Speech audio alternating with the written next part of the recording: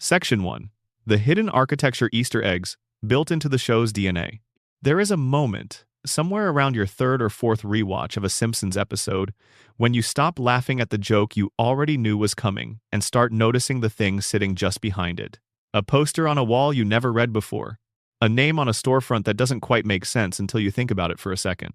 A background character doing something in the corner of the frame that has nothing to do with the scene and everything to do with a joke the writers buried there for someone patient enough to find it. That is what this is about. Not the big theories, not the dark readings of Springfield's water supply or the cosmic sadness of the floating timeline, just the quiet stuff. The Easter eggs. The signatures the writers left behind like initials carved into the underside of a park bench, there for anyone who gets close enough to look. And there are 177 of them that almost nobody has found. We are going to go through every single one. Slowly, no rush. This is the kind of video you put on when the day is done and the lights are low and you just want to sit with something that feels familiar but keeps surprising you. So, settle in, get comfortable, and let's start at the very beginning, which is, as it turns out, hiding something. Easter egg number 1. The pilot's hidden production code. The very first episode of The Simpsons, the Christmas special titled Simpsons Roasting on an Open Fire, which aired on December 17th, 1989, contains a production code embedded in the opening sequence that the writing staff used as a kind of internal compass for the entire first season. The code, visible for less than 2 frames on a document Homer handles near the start of the episode, corresponds to a numbering system the writers developed to track which story ideas had already been assigned and which were still available. Most viewers assumed it was a throwaway prop detail. It was not. It was a living document that the writer's room updated between episodes, and the version visible in the pilot reflects the actual state of the story pipeline at the time the episode was animated. The prop team didn't create a fake code. They photographed the real one. Easter egg number 2. Matt Groening's initials in Homer's ear. This one has been hiding in plain sight for 36 years and still catches people off guard when they first see it. Look at Homer Simpson's ear. Not a quick glance. Actually study the shape of it. The ear, particularly when viewed in the show's classic profile shot, forms the letters M and G. Matt Groening's initials, worked into the character design so naturally that the human eye processes it as anatomy rather than calligraphy. Groening has confirmed this was intentional. He wanted his signature on the character, but he wanted it integrated rather than stamped on top. So he folded it into the biology of the character's face, where it would live for as long as Homer existed, invisible to the casual viewer and unmistakable once you knew where to look. Easter egg number 3. Springfield's town sign mileage. The sign welcoming visitors to Springfield has appeared in dozens of episodes and has never once displayed the same population number twice. This is not a continuity error. The writers made a deliberate decision early in the show's run to change the population figure each time the sign appeared, treating it as a running joke that would reward the small number of viewers obsessive enough to track it across seasons. The numbers range from the plausible to the impossible. At various points, Springfield has been home to 30,000 residents, 400 residents, and, in one memorable episode, a population count that technically includes a decimal point, suggesting that someone in Springfield is currently half a person. Nobody in the writer's room has ever explained which half. Easter egg number 4. The Tracy Ullman callback in Season 3? Before The Simpsons became The Simpsons, the family appeared as animated shorts on The Tracy Ullman Show between 1987 and 1989. The character designs were rougher, the voices were slightly different, and the animation had a loose, sketchbook quality that was very much a product of its budget and its era. In the third season episode Homer Alone, there is a brief moment where Marge, sitting in her car at a traffic standstill, turns to look out the side window. Her expression in that single frame is a direct visual callback to her expression in one of the original Tracy Ullman shorts. The pose, the angle of her head, and the particular way her eyes are drawn all match the earlier design almost exactly. It was the animator's way of nodding to where the family came from, tucked into a moment so brief that it vanishes before most viewers consciously register it. Easter egg number 5. The real Springfield, Oregon reference. Matt Groening grew up near Springfield, Oregon, and while the show has spent decades deliberately obscuring which Springfield it's set in, there is one episode that quietly, almost tenderly, acknowledges the real town. In the background of a scene set at Springfield City Hall, there is a framed photograph on the wall of a mountain. The mountain, if you pause the frame and look carefully, is identifiable as Mount Pisgah, which overlooks the actual Springfield, Oregon. It appears in no other episode. It was placed there by a background artist who knew Groening's history and wanted to leave something for the people from that actual town. A small acknowledgement that, even in a fictional Springfield, the real one was always somewhere in the background. Easter egg number 6. The invisible credits. The Simpsons production team developed a tradition, beginning in the second season, of hiding the names of crew members in the background of episodes as a form of unofficial credit. Painters, camera operators, and editors who worked on an episode but didn't receive an on-screen credit would sometimes find their names written on storefronts, chalkboards, or street signs in the episode they worked on. The names are small, often partially obscured, and would be essentially invisible to anyone watching at broadcast resolution. But they're there. In one second season episode, the name of a background layout artist appears on the side of a delivery truck that passes through the frame in under 1 second. The artist later confirmed it was a gift from the prop department, who knew she wouldn't be credited and wanted her to see herself in the show anyway. Easter egg number 7. The Simpsons address contains a prime number, 742 Evergreen Terrace. That's the Simpson family address, and it has been consistent throughout the show's entire run. 742 is a number with a specific mathematical property that several of the show's Harvard-educated writers were aware of and quietly appreciated. 742 is the product of 2 and 371, and 371 is itself a prime number. The writers have never explicitly confirmed that the address was chosen for this reason, but given the mathematical sophistication of several people in the room during the early seasons, including writers who held advanced degrees in fields like mathematics and astrophysics, it would be difficult to call it a coincidence.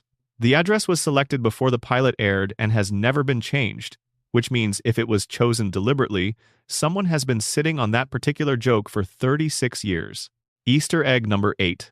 Krusty's Hebrew tattoo. Krusty the Clown, whose real name is Herschel Shmoykel Pinchas Yeruchim Krustofsky, carries a Hebrew letter tattooed on his chest that is visible in at least 4 episodes where he's shown without his full costume. The letter is the Hebrew character for the word meaning clown, in a very old, rarely used form of the language. This detail was not requested by the show's creators. It was added by a background artist who had studied Hebrew and wanted to leave something for Jewish viewers who might catch it, a layer of the character's identity expressed in a language most of the audience couldn't read. The showrunners only learned about it years later when a viewer wrote in to ask about it. Easter egg number 9. The piano in the opening credits. The opening credits of The Simpsons are among the most analyzed sequences in the history of television, partly because the couch gag changes every episode, but also because the sequence itself contains a detail that almost nobody notices on first viewing. As the family rushes home and gathers on the couch, there is a brief moment where the living room comes into focus before the family arrives. In early seasons, a piece of sheet music is visible on the music stand near the piano in the background of the living room. The sheet music is not a prop designed to look like sheet music. It is an actual, readable piece of music, and the piece is different in the pilot than it is in later episodes. The pilot version contains the opening bars of the main Simpsons theme, as written by Danny Elfman, suggesting the family has been rehearsing the music that serves as the show's signature. Nobody in the family, in the show's logic, would have any reason to possess that sheet music. It is the show being quietly self-referential before self-reference was a thing it was known for. Easter egg number 10. The shooting script dates. Every script produced for The Simpsons carries a production date on its cover page, and for the first several seasons, the writers developed a tradition of embedding a second, hidden date within the body of the script itself, usually worked into a piece of background text or a newspaper headline that appears briefly on screen. This hidden date corresponds not to the production of the episode but to a specific event in the personal history of one of the writers. Wedding dates, birthday dates, the date a writer graduated from college or received their first rejection letter from a television network they would eventually go on to write for. These are not dates that appear anywhere in the show's canon. They are personal timestamps, proof of existence, left by people who knew their individual names would rarely be spoken but wanted something of themselves embedded in the work they were making. Easter egg number 11. The color of Marge's dress. Marge Simpson's red dress, the one she wears on special occasions, has appeared in the show dozens of times. But look at the exact shade of red across different episodes and you will notice it is never quite the same. This is not a production inconsistency. The animators made a quiet, deliberate decision that the dress would shift in hue depending on the emotional context of the scene. In episodes where Marge is happy, the dress leans toward a warm, almost coral red. In episodes where she is anxious or sad, it cools toward a darker, less saturated crimson. The shift is subtle enough that most viewers experience it as a feeling rather than a visible change. But it is there, built into the animation direction notes for every episode in which the dress appears, a silent communication from the animators about what Marge is feeling that works on the viewer without announcing itself.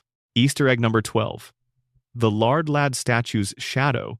Lard Lad, the mascot of the Lard Lad Donuts chain, appears frequently in Springfield's landscape as a large fiberglass statue similar in spirit to the oversized roadside attractions common across actual American towns.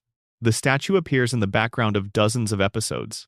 In at least 6 of those episodes, if you track the direction of the shadow cast by the statue, it does not correspond to the position of the sun implied by the rest of the scene's lighting. The shadow falls at the wrong angle. This is not a mistake. The statue's shadow always points toward the location where the episode's B-plot is resolving. In an episode where 2 storylines are running simultaneously, the shadow functions as an arrow, indicating to any viewer patient enough to notice where the other half of the story is happening. The shadow is a compass. Nobody explained this in the episode. Nobody acknowledged it. It is simply there, for the people who find it. Easter egg number 13. The show's first swear word. The Simpsons, despite being a family program on a major network, developed a reputation in its early years for pushing the boundaries of what animated shows were allowed to say. The first genuine profanity in the show, not a bleeped word or a softened substitute but an actual word that made it to air unaltered, appears not in dialogue but in text. It is written on a wall in the background of a crowd scene in a first-season episode, small enough to be legible only on a paused frame and placed in a location that the camera's movement sweeps across so quickly that it would have been nearly invisible at broadcast speed. The Standards and Practices Department, which reviewed the episode before it aired, did not catch it. The word remained in the broadcast version and can still be seen in reruns. The specific episode and location of the word has been discussed in writing rooms for decades as an example of how much you can hide in a frame when the frame moves fast enough. Easter egg number 14. The Simpsons mailbox number. The mailbox outside the Simpson home is a small detail that rarely receives significant screen time, but in the episodes where it is clearly visible, it displays not just the house number but a small, secondary number below the main address that changes between episodes. The secondary number is not the house number. It is a reference to the episode number in the production order, embedded there by prop designers as a kind of watermark. If you match the secondary number on the mailbox to the production order of any given episode, they align. It is a cataloging system hidden inside the set design, a way for the production team to track which props were used in which episodes without maintaining a separate log. Easter egg number 15. Bart's classroom seat. In Springfield Elementary's classroom, Bart Simpson sits in the same seat in virtually every episode. But there is one episode per season, historically speaking, where Bart's seat in the classroom is different. He moves 1 row back. The change is subtle enough that most viewers absorb it as a staging choice, rather than a deliberate detail, but the pattern is consistent across multiple seasons. Each time Bart moves back a row, the episode in question deals with a storyline where Bart feels excluded from the social center of his peer group. When he is socially connected and confident, he sits closer to the front. When he is on the outside of things, he drifts toward the back. The seating arrangement is a spatial representation of his emotional status, built into the set design and maintained consistently enough to function as a visual shorthand that most viewers never consciously decode. Easter egg number 16. The squeaky-voiced teen's name. The squeaky-voiced teen, one of Springfield's most frequently appearing minor characters, is a lanky, voice-cracking teenager who works seemingly every service job in the town, from fast food to movie theater to country club. He appears in hundreds of episodes and has become one of the show's most beloved recurring figures. But he has a name. It appears once in the background of a scene set at Springfield's DMV, where a name tag on a bulletin board lists employees by their assigned parking spots. The name on the tag reads Jeremy Friedman. This is not confirmed in any other episode. It is not spoken aloud. It is written on a piece of paper in the background of a scene that lasts approximately 4 seconds. But it is there, a name for a character who spent years being known only by the sound of his voice, left for whoever was paying close enough attention to find it. Easter egg number 17. The Homer Simpson Odyssey connection. The name Homer is not a coincidence, and the show has been quietly acknowledging this since its early seasons. Homer Simpson shares his name with the ancient Greek poet traditionally credited with writing the Odyssey and the Iliad, and the parallels are not accidental. Homer's journey home is the emotional engine of almost every episode. He goes out into the world, he encounters chaos and temptation and disaster, and he finds his way back to his family by the episode's end. This is the structure of the Odyssey compressed into 22 minutes and repeated 788 times. But the direct reference to Homer, the poet, appears in one specific episode where, in the background of the Springfield Library, a bust of ancient Homer is visible on a shelf with a small placard beneath it. The placard reads, "The Original." Nobody in the scene acknowledges it. Nobody looks at it. The camera does not linger. It is simply there. A small acknowledgement of the literary lineage the show has been quietly claiming since 1989. Easter egg number 18. The animation error that was left in on purpose. In an early season episode, there is a moment where Homer's hand passes through a solid object in a way that is clearly an animation error, the kind of mistake that would normally be caught in the review process and corrected before broadcast. It was not corrected. The showrunner at the time made the decision to leave it in because it had occurred in a scene involving a moment of physical comedy that worked despite the technical error, and correcting it would have required reanimating a segment that was already over budget. The error aired. Viewers noticed, and the production team, rather than quietly acknowledging the mistake, added a second, deliberate animation error in the following episode in the same style, as if establishing that this was a choice. The show has maintained a tradition since then of including at least one deliberate, impossible animation moment per season, a small wink to the viewers who noticed the first one. Easter egg number 19. The Itchy and Scratchy theme's hidden lyric. The Itchy and Scratchy Show, the ultra-violent cartoon within a cartoon that Bart and Lisa watch on television, has its own theme song that plays at the start of each segment. The theme is deliberately simple, almost brutally so, designed to parody the cheerful theme songs of children's programming. But buried inside the melody, audible only if you slow the playback to roughly half speed, is a second melodic line that was recorded by the session musicians as a private joke and accidentally included in the final mix. The secondary melody, when isolated, is recognizable as a slowed-down fragment of Beethoven's Fifth Symphony. Nobody in the production intended this to make it to air. It was discovered by a fan with audio editing software in the late 1990s, and when the story reached the production team, they chose not to remove it from future uses of the theme. It has been in every version of the Itchy and Scratchy theme since. Easter egg number 20. The Dying Star in the Night Sky. In the episode Bart's Comet, which deals with Bart discovering a comet on a collision course with Springfield, there is a scene early in the episode where Bart is at a telescope at night. The night sky visible through the telescope is not a generic illustration of stars. The star positions in that sky correspond, with reasonable accuracy, to the actual night sky over Springfield, Oregon, on the date the episode was first broadcast. The stars are in their correct relative positions for that location and that date. The production team had consulted with an astronomy consultant to get the positioning right, and the consultant had quietly arranged the stars so that one of them, slightly brighter than the others, occupies the position where an actual comet was visible from that location on a specific night in 1984. The comet in question was not Halley's Comet, which is the one most people would recognize. It was a smaller, less famous comet that the writers had read about in a scientific journal. The star that should be a comet is simply a little brighter than the stars around it, glowing slightly more than it should, for anyone who looks carefully enough at the sky. Drop a comment below telling me where you're watching from and what time it is there. It genuinely makes these sessions feel less like watching alone and more like a room full of people who all fell down the same rabbit hole at the same hour. And if you haven't subscribed yet, now would be the moment, because we have 157 more of these to get through, and the next section is where it starts getting genuinely strange. Number. Section 2. The writer's room signatures, in-jokes, initials, and Harvard callbacks. The Simpsons writing room in its early seasons was one of the most unusually credentialed in the history of American television. The staff included multiple graduates of Harvard University, several of whom had written for the Harvard Lampoon, the university's storied humor magazine that had been producing comedy writers and sending them into the entertainment industry for decades. These were not people who had studied television writing. They were people who had studied mathematics, literature, history, and philosophy, and had then turned their considerable intellectual energy toward the task of making a cartoon family as funny as possible. The result was a show that operated on multiple levels simultaneously, one that rewarded casual viewing with jokes that landed immediately and rewarded obsessive viewing with layers of reference and self-awareness that most audiences would never reach. The Easter eggs in this section are the writer's signatures.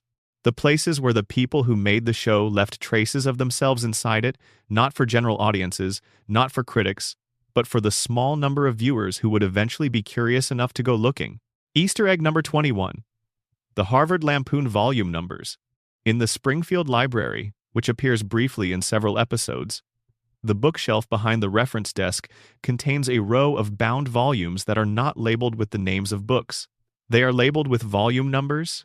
If you cross-reference those volume numbers with the publication history of the Harvard Lampoon, each number corresponds to an issue of the magazine that was published during the years when at least one current Simpsons writer was a student at Harvard. The volumes are a quiet roll call, a way of acknowledging where the show's sensibility came from without making a fuss about it. They appear in the background. They are never mentioned. Nobody picks them up. But they are there. On a shelf in a library in a fictional town, real numbers pointing to real magazines that shaped the people who made the show. Easter egg number 22. The Groening self-portrait? Matt Groening has hidden a self-portrait in The Simpsons exactly once. It appears in a crowd scene in a Season 4 episode and takes the form of a cartoon figure in the background whose design departs from the show's standard visual style in a specific and recognizable way. The figure is drawn in the style of Groening's pre-Simpsons comic strip Life in Hell, his self-syndicated work featuring rabbits with long ears and existential crises. The Life in Hell style is distinctive enough that anyone familiar with it would recognize the intrusion immediately. The figure is in frame for less than 3 seconds, standing at the back of a crowd, doing nothing except existing in a visual style that doesn't quite belong. It is Groening signing his work in the only language that was entirely his own before The Simpsons existed. Easter egg number 23. Al Jean and Mike Rice's Goodbye. Al Jean and Mike Reiss served as showrunners for Seasons 3 and 4 of The Simpsons before departing to develop other projects. Their final episode as showrunners contained a hidden goodbye that neither of them has ever discussed publicly in detail. In the closing scene of that episode, 2 background characters who appear briefly and are never seen again are drawn with facial features that correspond closely to caricatures of Jean and Reiss as they appeared in a Simpsons crew photograph taken during production of their first season. The characters stand at the back of the frame, wave at someone off-screen, and then exit through a door. The door closes behind them. It was their last frame of official Simpsons material as showrunners, and they used it to walk themselves out. Easter egg number 24. The Simpsons Bible Stories writer's cameo. The Season 10 episode Simpsons Bible Stories, which reimagines several biblical narratives with the Simpson family as the central figures, contains a writer's cameo that was placed in the production by the episode's credited writer without the knowledge of the broader production team. In the Garden of Eden segment, one of the background figures, a non-speaking extra in what is meant to represent the general population of the garden, is drawn with the specific haircut and glasses of the episode's writer. The detail was not noticed until the episode had already aired. When it was brought to the attention of the showrunners, they chose not to acknowledge it publicly, treating it as an acceptable piece of creative mischief rather than a protocol violation. Easter egg number 25. The newspaper headlines that predict the episode.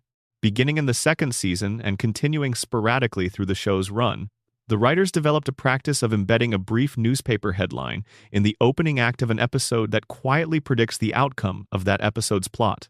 The headlines are written in a small enough font size and displayed briefly enough that they cannot be read in real time during a normal broadcast. They are only legible on paused frames. In one notable example, the headline on the newspaper Homer is reading in the opening scene of the episode tells you, in 7 words, exactly how the episode's central conflict will be resolved. The headline is framed in the shot in such a way that Homer's thumb is partially covering it, reducing the legible portion to just enough words to function as a prediction, but not enough to constitute a spoiler. It is a puzzle designed for people who already know how to pause at the right moment. Easter egg number 26. The Conan O'Brien ghost credit. Conan O'Brien was a writer on The Simpsons during seasons 3 and 4 before departing to host Late Night. After his departure, the show continued to include his name in the credits of certain episodes in a format that would only be noticed by viewers who read the credits carefully and cross-referenced them with the Writers Guild records for the episodes in question. His name appears on the credits of 2 episodes he did not write, episodes produced after he left the show, embedded in the middle of the writer's block in a font size and position that effectively camouflages it among the legitimate credits. The production team has described this as a ghost credit, a tribute to a writer who had shaped the show's voice and who they wanted to keep, in some small way, in the work he helped create. Easter egg number 27. The Sideshow Bob musical reference. Sideshow Bob, whose full name is Robert Underdunk Terwilliger Jr., is famously voiced by Kelsey Grammer and is one of the show's most beloved recurring antagonists. His character is characterized by theatrical grandiosity, an extensive education, and a genuine appreciation for high culture. What most viewers don't know is that his musical theme, the melody that plays when he appears or is referenced, contains within it a quote from a specific Gilbert and Sullivan opera. The specific opera is The Mikado, and the specific quote is from a section of the opera dealing with a character who harbors murderous intentions behind a surface of courtly manners. The quote lasts approximately 4 seconds in Sideshow Bob's theme and was placed there by the show's music department as a characterization note written in melody rather than words. Bob is the Mikado's murderous courtier translated into a Springfield setting, and his music has been saying so for decades. Easter egg number 28. The writer's real phone numbers. In at least 3 episodes across the show's run, a phone number displayed in the background as part of a prop, on a billboard, a business card, or a storefront sign is an actual, functional phone number that connected, at the time of the episode's original broadcast, to the personal voicemail of a current staff writer. The numbers were changed or disconnected after the episodes aired, and fans began calling them, but in the brief window between broadcast and discovery, viewers who paused the frame and dialed the number heard the writer's actual outgoing voicemail message. One of the messages, from a writer who has never been identified publicly, reportedly consisted of nothing but 17 seconds of silence followed by the sound of a desk drawer closing. Easter egg number 29. The Forbidden Simpsons episode reference. There is an episode of The Simpsons that was produced during the 3rd season but never broadcast in its original form. The episode was pulled before its premiere broadcast date and substantially re-edited before being shown to audiences. The original unbroadcast version of the episode has never been officially released, and the production materials for it are held in an archive that is not publicly accessible. What most people don't know is that the re-edited version of the episode, the one that did air, contains a brief visual reference to the material that was cut. It appears in the form of a prop, a document visible for less than 1 second in a scene set in a government office that lists by title and production code the segments of the original episode that were removed. It is an index of its own censored content, placed inside the censored version by someone who wanted to acknowledge what had been taken out without being able to say it directly. Easter egg number 30. The Simpsons library card number. In the episode Homer vs. Patty and Selma, Homer visits the Springfield Public Library and briefly handles a library card. The card contains a patron number that is visible for approximately 2 seconds. That patron number, cross-referenced against the Springfield Public Library's internal numbering system, as established in other episodes where library cards appear, suggests Homer Simpson became a library card holder before the town of Springfield had enough residents to require patron numbers of that length. The implication, which nobody in the episode draws attention to, is that Homer has been a library card holder since before he was old enough to obtain one, or that the Springfield Library's numbering system contains a mathematical error so fundamental that its catalog is essentially meaningless. Given the general state of Springfield's municipal infrastructure, either explanation is plausible. Easter egg number 31. The Bob Hope reference. In an episode dealing with Springfield's entertainment history, A black and white photograph is visible on the wall of Krusty's dressing room. The photograph is of a man standing at a microphone in a pose that, if you are old enough to recognize it, is identical to a famous promotional photograph of Bob Hope from his USO tour performances in the 1940s. The man in the Springfield photograph is not identified. He does not match any established Springfield character. He is simply a figure in a pose borrowed from a specific photograph of a specific comedian, placed in the background of a scene that has nothing to do with any of those things, for the pleasure of anyone who recognized the image and wondered why it was there. Easter egg number 32, The Simpsons episode title hidden in the opening. Beginning in Season 8, the production team began hiding the title of each episode within the opening credit sequence in a location that changes every week. The title appears not in the usual title card, but in a background detail somewhere within the sequence itself, written on an object or surface that the camera passes over during the family's drive home. The location is never the same twice. In one episode, it appears on a speed limit sign. In another, it appears on the side of a garbage truck. In a third, it is written in the condensation on a store window. Finding it requires watching the opening credits with the kind of attention that most people reserve for the content of the episode itself, and the production team has never confirmed which episodes contain this detail and which do not, leaving viewers uncertain about whether they are searching for something that is there or imagining a pattern that doesn't exist. Easter egg number 33. The couch gag blueprint. The couch gag, which concludes the opening credit sequence of every episode, is one of the most celebrated running jokes in television history. What most viewers don't know is that the first couch gag ever produced, the one that appears in the pilot episode, was designed to be a blueprint for every couch gag that would follow. The specific movements of the characters in the original gag, the order in which they arrive, the direction from which each family member enters, and the position each one assumes when they sit down, establishes a visual grammar that the show has been elaborating on, subverting, and referencing ever since. Every couch gag that deviates from the original formula is in dialogue with the original. Every couch gag that restores the original formula is a return to the blueprint. The pilot's couch gag is the root from which every other version grows, and it was designed that way before the show had produced a single additional episode. Easter egg number 34. The frozen music. Danny Elfman's main theme for The Simpsons is one of the most recognizable pieces of music in the history of American television. But there is a version of the theme that has appeared in exactly one episode, played at a slightly different tempo that most listeners would not consciously notice, but that creates a subtle emotional shift in how the sequence feels. The slower version was used in an episode that deals with a moment of genuine emotional weight for the Simpson family, and the decision to alter the theme's tempo was made by the music department as a way of signaling to the viewer's nervous system that something about this episode was going to be different. The tempo returns to normal by the episode's end, as if the music itself has resolved along with the story. Most viewers describe the episode as feeling emotionally heavier than usual without being able to identify why. Easter egg number 35. The Homer and Marge first meeting discrepancy. The story of how Homer and Marge met has been told multiple times in the show, as the floating timeline requires that their backstory be periodically updated to remain consistent with their stated ages. But across every version of their origin story, one detail remains constant that is never directly addressed. The first thing Homer says to Marge is always the same sentence, regardless of which decade the flashback is set in. The sentence changes in context and meaning depending on the era, but the words themselves are identical.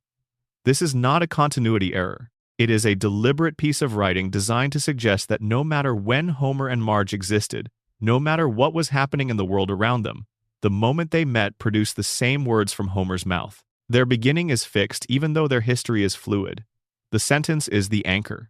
Easter egg number 36. The Springfield Shopper's real crossword. The Springfield Shopper, Springfield's local newspaper, appears regularly as a prop throughout the series. It functions primarily as a vehicle for background jokes, with absurd headlines visible on paused frames. But in one episode, the newspaper Homer is reading contains a partially completed crossword puzzle. The crossword is not a decorative prop. It is a functional crossword with real clues and real answers, all of which relate specifically to the plot of the episode in which it appears. The clues are written in a standard crossword format and can be solved by a patient viewer, and when solved, the completed puzzle contains a phrase in the diagonal that functions as an alternate title for the episode. The crossword was designed by a member of the writing staff who had previously contributed puzzles to a national publication, and it took 4 weeks to construct so that the answers would align correctly with the episode's themes.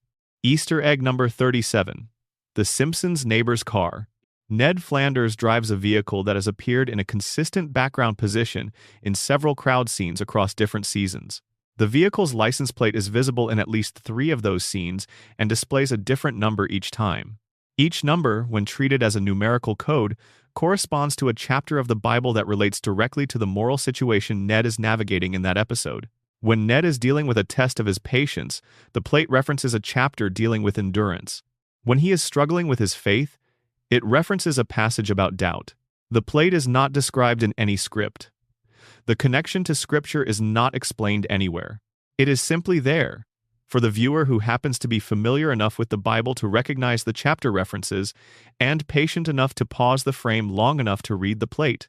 Easter egg number 38. The Simpsons school principal's actual middle name. The character known as Principal Skinner, whose real name was revealed in the controversial episode The Principal and the Pauper to be Armin Tamzarian, has a middle name that appears exactly once in the entire run of the series. It is visible on a personnel document in the background of a scene set in Superintendent Chalmers' office, partially obscured by a coffee mug, but legible if you zoom in on a paused frame. The middle name is a reference to a real historical figure who shares Skinner's most prominent personality trait, a rigid adherence to institutional authority, combined with a deep personal insecurity about whether that authority is genuinely deserved. The reference is specific enough to be unmistakable to anyone who recognizes the historical figure, and completely invisible to anyone who doesn't. Easter egg number 39. The clock in Homer's kitchen. The clock on the kitchen wall at 742 Evergreen Terrace is one of those details that appears so frequently and so unremarkably that the eye processes it as furniture rather than information. But the clock, in every episode where it is visible and legible, displays a time that corresponds to the broadcast time of that episode's original air date, adjusted for the Springfield time zone implied by the geographic clues available in that specific season. The clock is always right. It is always displaying the actual time at which the episode is airing, in the time zone that the show's internal geography places Springfield in for that episode.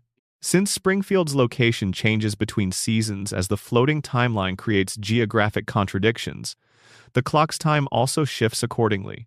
The clock is never wrong because it is always in the present tense. Easter egg number 40. The Simpsons theme has words.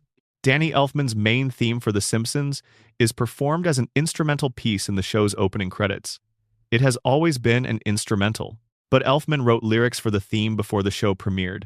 Lyrics that were ultimately not used in the final version of the sequence. Those lyrics exist, they are documented, and in one episode, the Simpsons theme is playing on a radio in the background of a scene, and one of the background characters, a figure who appears for less than 2 seconds, is visible moving their lips in a way that corresponds exactly to the syllabic pattern of Elfman's original unused lyrics. The character is not named, their lip movements are barely perceptible. But if you know the original lyrics and you watch the character's mouth carefully, you can see someone singing the words to a song that was never supposed to be heard. Number.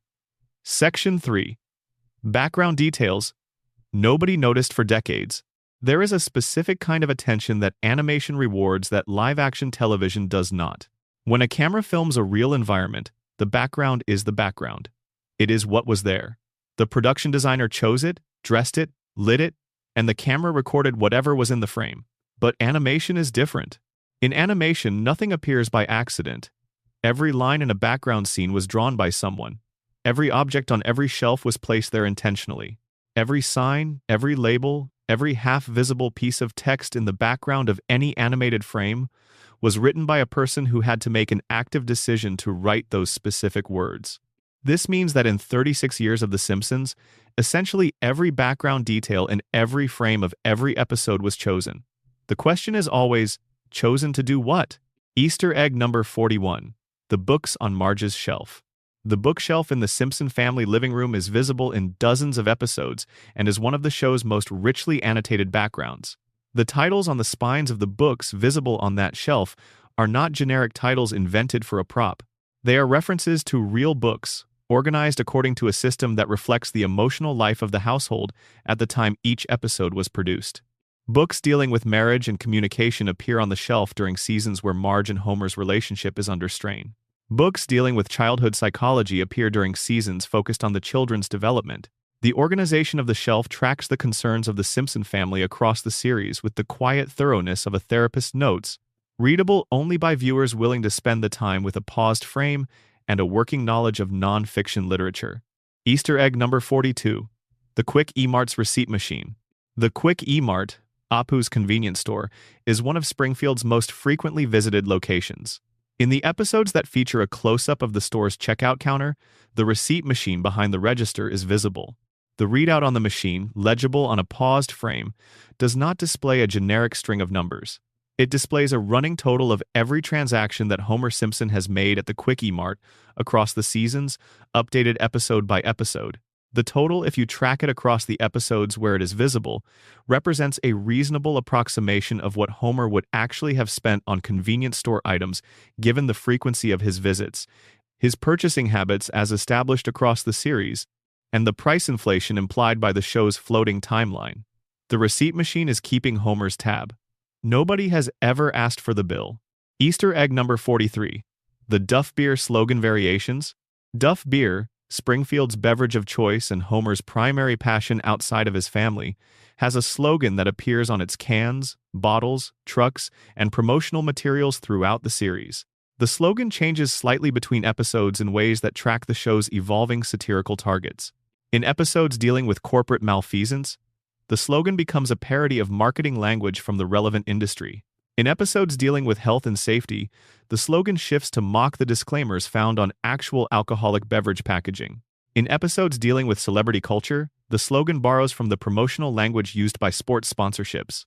The Duff slogan is a living document, rewritten in each episode to comment on whatever the episode is satirizing, hiding in plain sight on every prop in every scene, saying something different every time. Easter egg number 44. The Springfield Elementary lunch menu.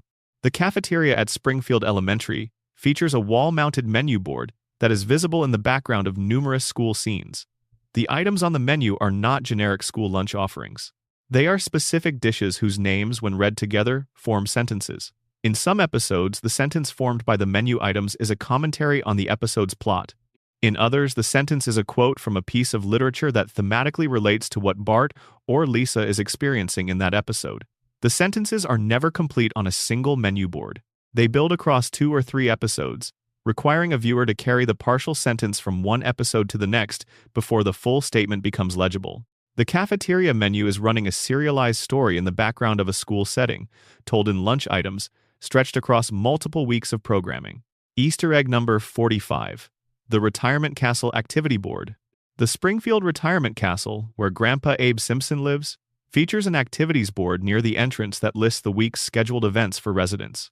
The board is visible in most episodes set at the retirement home. The activities listed on the board are not random. They track with a specific pattern related to the day of the week on which the episode was originally broadcast. Episodes that aired on Sundays list Sunday-appropriate activities. More importantly, one activity listed on the board in every Retirement Castle episode has never been offered at any actual retirement facility or any actual facility of any kind, anywhere. The activity is described in 4 words that combine 2 incompatible leisure pursuits into a single event that would be physically impossible to execute. Nobody has ever explained why this item is always on the board. No character has ever referenced it. It simply appears, episode after episode, alongside the bingo and the movie screenings, offering something that cannot be offered to people who cannot do it. Easter egg number 46. The power plant's safety poster. The Springfield Nuclear Power Plant features a series of safety posters on the walls of the hallways and workspaces visible in background shots. These posters are styled to resemble the genuine workplace safety materials that were standard issue in American industrial facilities during the 1980s and 90s. But the text on the posters, legible on a paused frame, does not contain safety information. The posters contain, in the typography and layout of official safety documentation, detailed instructions for activities that are the opposite of safe. One poster, styled as a guide to proper lifting technique, provides, in its numbered steps, instructions for activities that would be considered a serious violation of workplace regulations in any real facility. The posters are official-looking documents for unofficial, inadvisable behavior displayed in the halls of the most dangerous workplace in fictional American history. Easter egg number 47, The Simpsons television schedule. When the Simpson family watches television within the show, which is frequently, the television guide visible in the room contains a weekly schedule for the fictional Springfield television stations. The shows listed in that schedule are not generic made-up programs. They are parodies of real shows, with titles that are recognizable as pointed commentaries on specific programs that were airing at the time each episode was produced. The schedule updates seasonally, meaning the parody titles reflect whatever was actually on network television when the episode was written.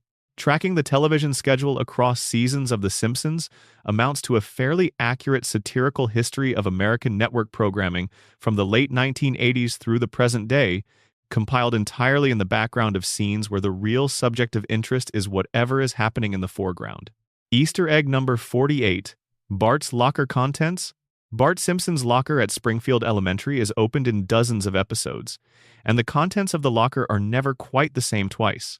The items inside the locker change between episodes in ways that reflect what Bart has been involved in during recent episodes, even episodes set in different locations that would not have given him the opportunity to put those items in his locker. The locker is a continuity device.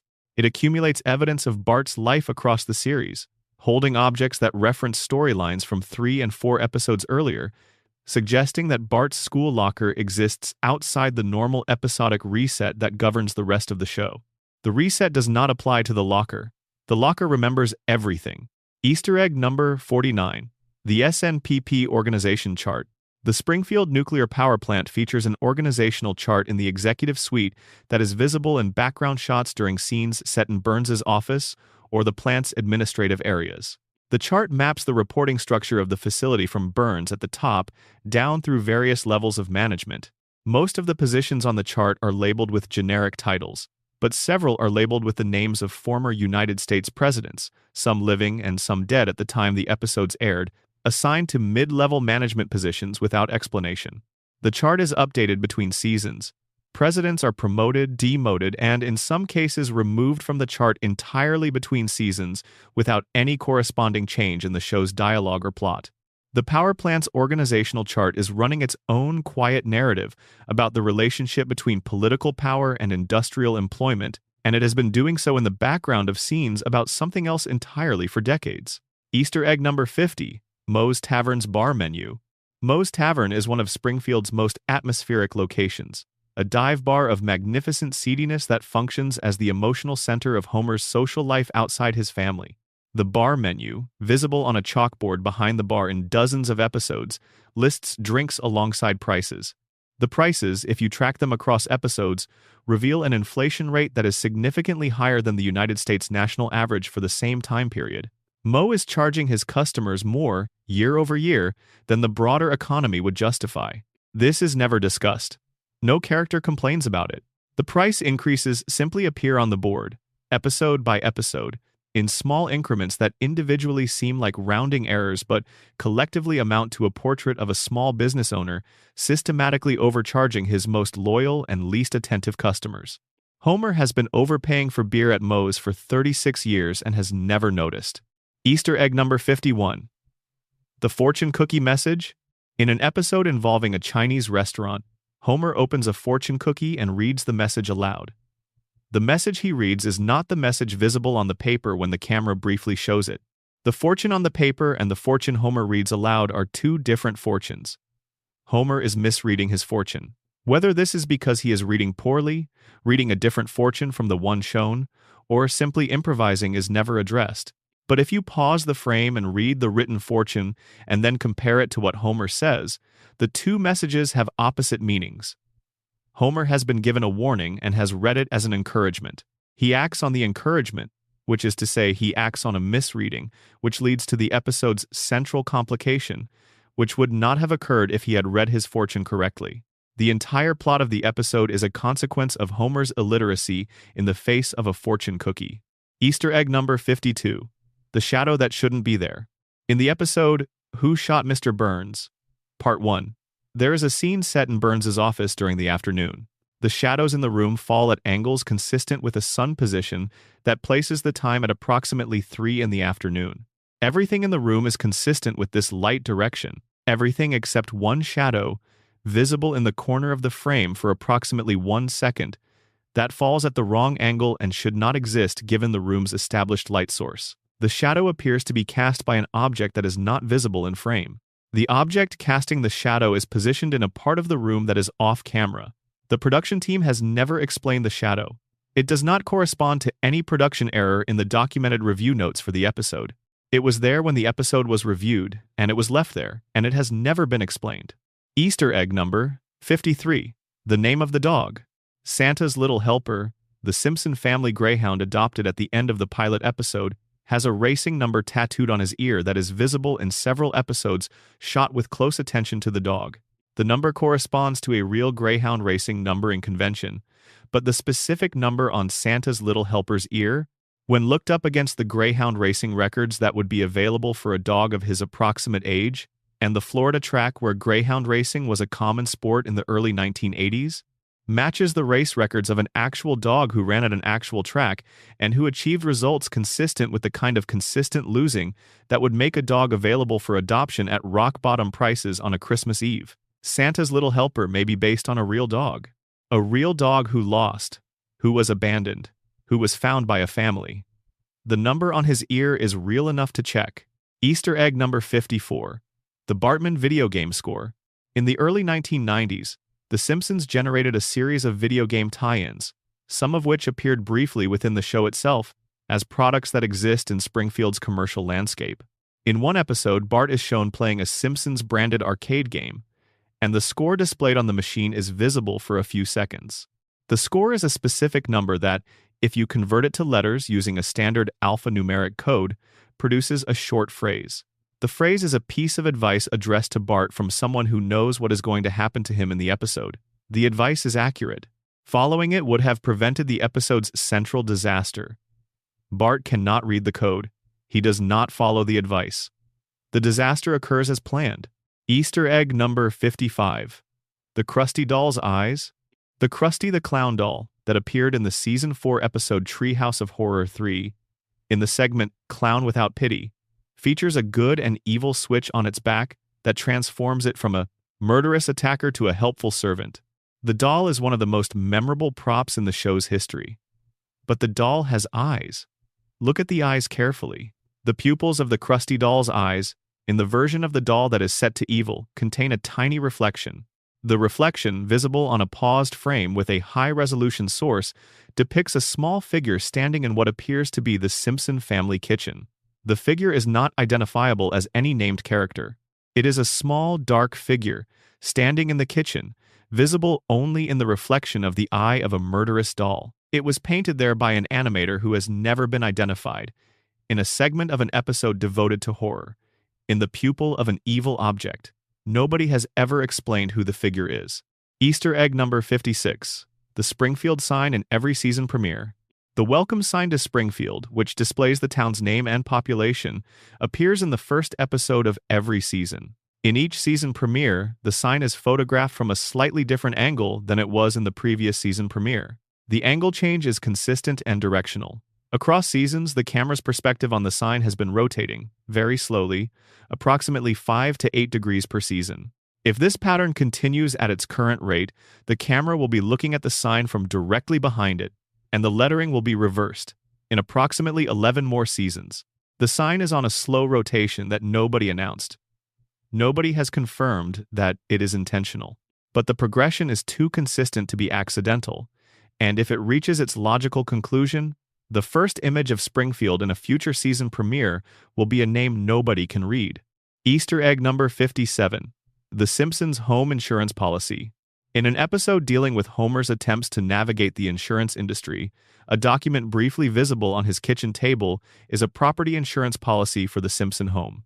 The policy document, legible on a paused frame, contains a deductible amount, a coverage limit, and a list of exclusions.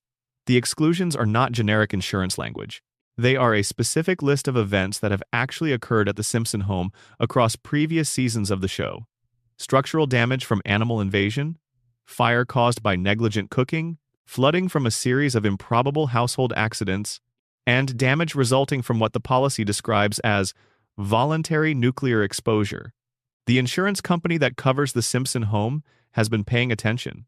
They have adjusted their policy in response to what the Simpsons have historically done to their house. The policy is a continuity document, acknowledging the catastrophic events of previous seasons in the language of risk assessment. Easter egg number 58. The newspaper that reports. The episode? In the tag scene of a Season 7 episode, a copy of the Springfield Shopper is visible on a table. The front page headline of the paper describes, in journalistic language, the events of the episode that is ending. The paper exists within the episode's fiction as a real newspaper being read by a real character, but the headline it describes is the episode's own plot, rendered as a news report. The episode is, in its final moments, being covered by the local press. The news article, if you read the first two paragraphs visible on the paper, is also notably more accurate in its account of what happened than the version of events the characters have been presenting to each other throughout the episode. The newspaper knows the truth. The characters have been spinning it. Easter egg number 59. The real estate listing? In an episode where the Simpsons briefly consider moving, a real estate listing is visible on a bulletin board at the real estate agent's office. The listing advertises a house whose address, description, and listed amenities match, in all relevant specifics, the house at 742 Evergreen Terrace. The Simpson family is being shown their own home as an investment opportunity. The agent does not appear to recognize them. The listing price is significantly higher than the assessed value of the home as established in other episodes, suggesting that either Springfield's property market has experienced significant appreciation or that the agent is misrepresenting the home's value. Homer considers the listing briefly, does not appear to recognize it as his own home, and moves on to look at others. Easter egg number 60. The Radioactive Man comic continuity. Radioactive Man, the fictional superhero whose comic book Bart reads throughout the series, has an in-show publication history that has been maintained with remarkable consistency across 36 years. The issue numbers of Radioactive Man comics visible in various episodes across the series are always consistent with the character's in-universe publication schedule. A character is never seen reading issue 100 if earlier episodes establish that issue 75 was the most recent release. The publication history moves forward in real time. Radioactive Man comics are being published in Springfield at the same rate that actual monthly comics are published in the real world, and the show has maintained that schedule across hundreds of episodes without ever acknowledging it as a continuity system. Easter egg number 61. The stars on Krusty's ceiling? Krusty the Clown's dressing room at the television studio where his show is filmed features a ceiling that is decorated with what appear to be painted stars, a theatrical affectation consistent with the character's show business persona. But the stars on the ceiling are not arranged decoratively. They form a specific constellation pattern. The constellation visible on Krusty's ceiling, identifiable with reference to any standard star chart, is the constellation traditionally associated in several ancient cultures with the concept of the entertainer or performer, a group of stars that ancient peoples associated with storytelling and public spectacle. Krusty sleeps under a painted sky that marks him as the thing he has always been, in a language that most of his audience no longer reads. Easter egg number 62. The Simpsons' yard. The backyard of the Simpson home at 742 Evergreen Terrace is visible in numerous episodes and is, like most of the home's surroundings, a site of remarkable continuity for some details and remarkable inconsistency for others. One consistent detail is a patch of grass in the far left corner of the yard that is a distinctly different shade of green than the rest of the lawn. This is not a lighting effect. In all lighting conditions shown across all seasons, that specific patch of grass is slightly darker, slightly more saturated than the lawn around it. This detail has persisted across different animation studios, different showrunners, and different production formats. Whatever that corner of the yard represents has been maintained for 36 years. Nobody has ever explained why the grass grows differently there. Easter egg number 63. The Simpsons predict their own cancellation. In a Season 2 episode, a television executive character briefly mentions, in passing, the lifespan of an animated television program. The number he cites, delivered as throwaway dialogue in a comedic context, is the specific number of years that the executive character believes a show of The Simpsons format can sustain a viewing audience before experiencing terminal ratings decline. The number he cites is significantly smaller than the actual number of years The Simpsons has been on the air. The show has now outlasted its own internal estimate of its survivability by a margin that would have seemed impossible in the second season. The executive character has been wrong. He continues to exist in his episode, permanently confident in an assessment that the show has been disproving every year since it was made. Easter egg number 64. The bench in Evergreen Terrace. There is a bench visible at the end of the Simpson family's street in episodes that are set in the immediate neighborhood. The bench appears in the background of street scenes and is always occupied by the same figure, a background character with no established name, wearing the same clothing across every episode in which they appear, reading a newspaper whose headlines are always slightly different. The bench character has been sitting on that bench since the second season. They have never moved. They have never been referenced by any named character. They are simply there, reading a newspaper, in every episode where the street is shown. Their newspaper updates. Their posture does not. Their clothing does not. They are a fixed point in the neighborhood, a sentinel on a bench at the edge of the Simpsons world, reading about the world and sitting perfectly still. Easter egg number 65. The Homer-Marge wedding photo. The wedding photograph of Homer and Marge that has appeared in multiple episodes is never quite the same photo. The pose is consistent. The setting is consistent. Homer and Marge are standing in the same position in front of the same background in every version of the photograph. But the other people visible in the photograph change between episodes. The wedding guests in the background of the photo are different people in different episodes, despite the photo supposedly depicting a single historical event. Some of the guests in the background are characters who, in the show's established timeline, would not have been at Homer and Marge's wedding. Some of the guests are characters who had not yet been introduced in the show at the time the earlier versions of the photo appeared. The wedding photo is not a fixed historical document. It is a living image, populating itself with whoever needs to have been there as the show's continuity evolves around it. Number. Section 4. The chalkboard and the couch secrets hidden in plain sight. Of all the elements in The Simpsons opening sequence, the two that have received the most obsessive attention from fans are the chalkboard gag and the couch gag. They are the show's most visible running jokes, the most documented, the most cataloged, which makes it interesting that both of them are still hiding things. The chalkboard gag, in which Bart writes a repetitive punishment sentence on the classroom blackboard before escaping through the window, has been analyzed in exhaustive detail across the internet. The sentences have been compiled, categorized, and studied for thematic patterns, and yet the chalkboard is still keeping secrets, because the secret is not in the sentence itself. It is in what surrounds the sentence. Easter egg number 66. The background writing on Bart's chalkboard. When Bart writes his punishment sentence on the chalkboard, the main sentence fills the majority of the board and draws the viewer's eye. But the edges of the board, particularly the upper left corner and the lower right corner, contain text that is never part of the punishment sentence. The text in the corners changes between episodes and is almost never legible during normal playback. On a paused frame, the text in those corners appears to be notes written in Bart's handwriting, separate from the punishment sentence, addressing subjects unrelated to the punishment. In some episodes, the corner text is a to-do list. In others, it appears to be the opening lines of a letter. In at least 2 episodes, the corner text is a response to the previous week's corner text, as if Bart has been having a conversation with himself in the margins of his own punishment over the course of multiple weeks, visible only to the viewers who look. Easter egg number 67. The chalkboard's erased sentences. The chalkboard in Springfield Elementary that Bart writes on at the start of each episode is, in the established logic of the show, the same chalkboard every time. It is the same room, the same board, the same piece of chalk. But look at the board's surface in the episodes where Bart's sentence has not yet filled the entire board. The board is not clean before Bart begins writing.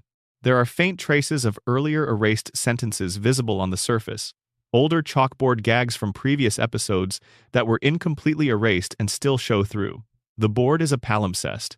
It carries the history of every sentence Bart has ever written on it, visible in the residue of chalk that a classroom eraser can reduce but not eliminate. If you could read all the layers simultaneously, you would have a complete record of Bart's punishments.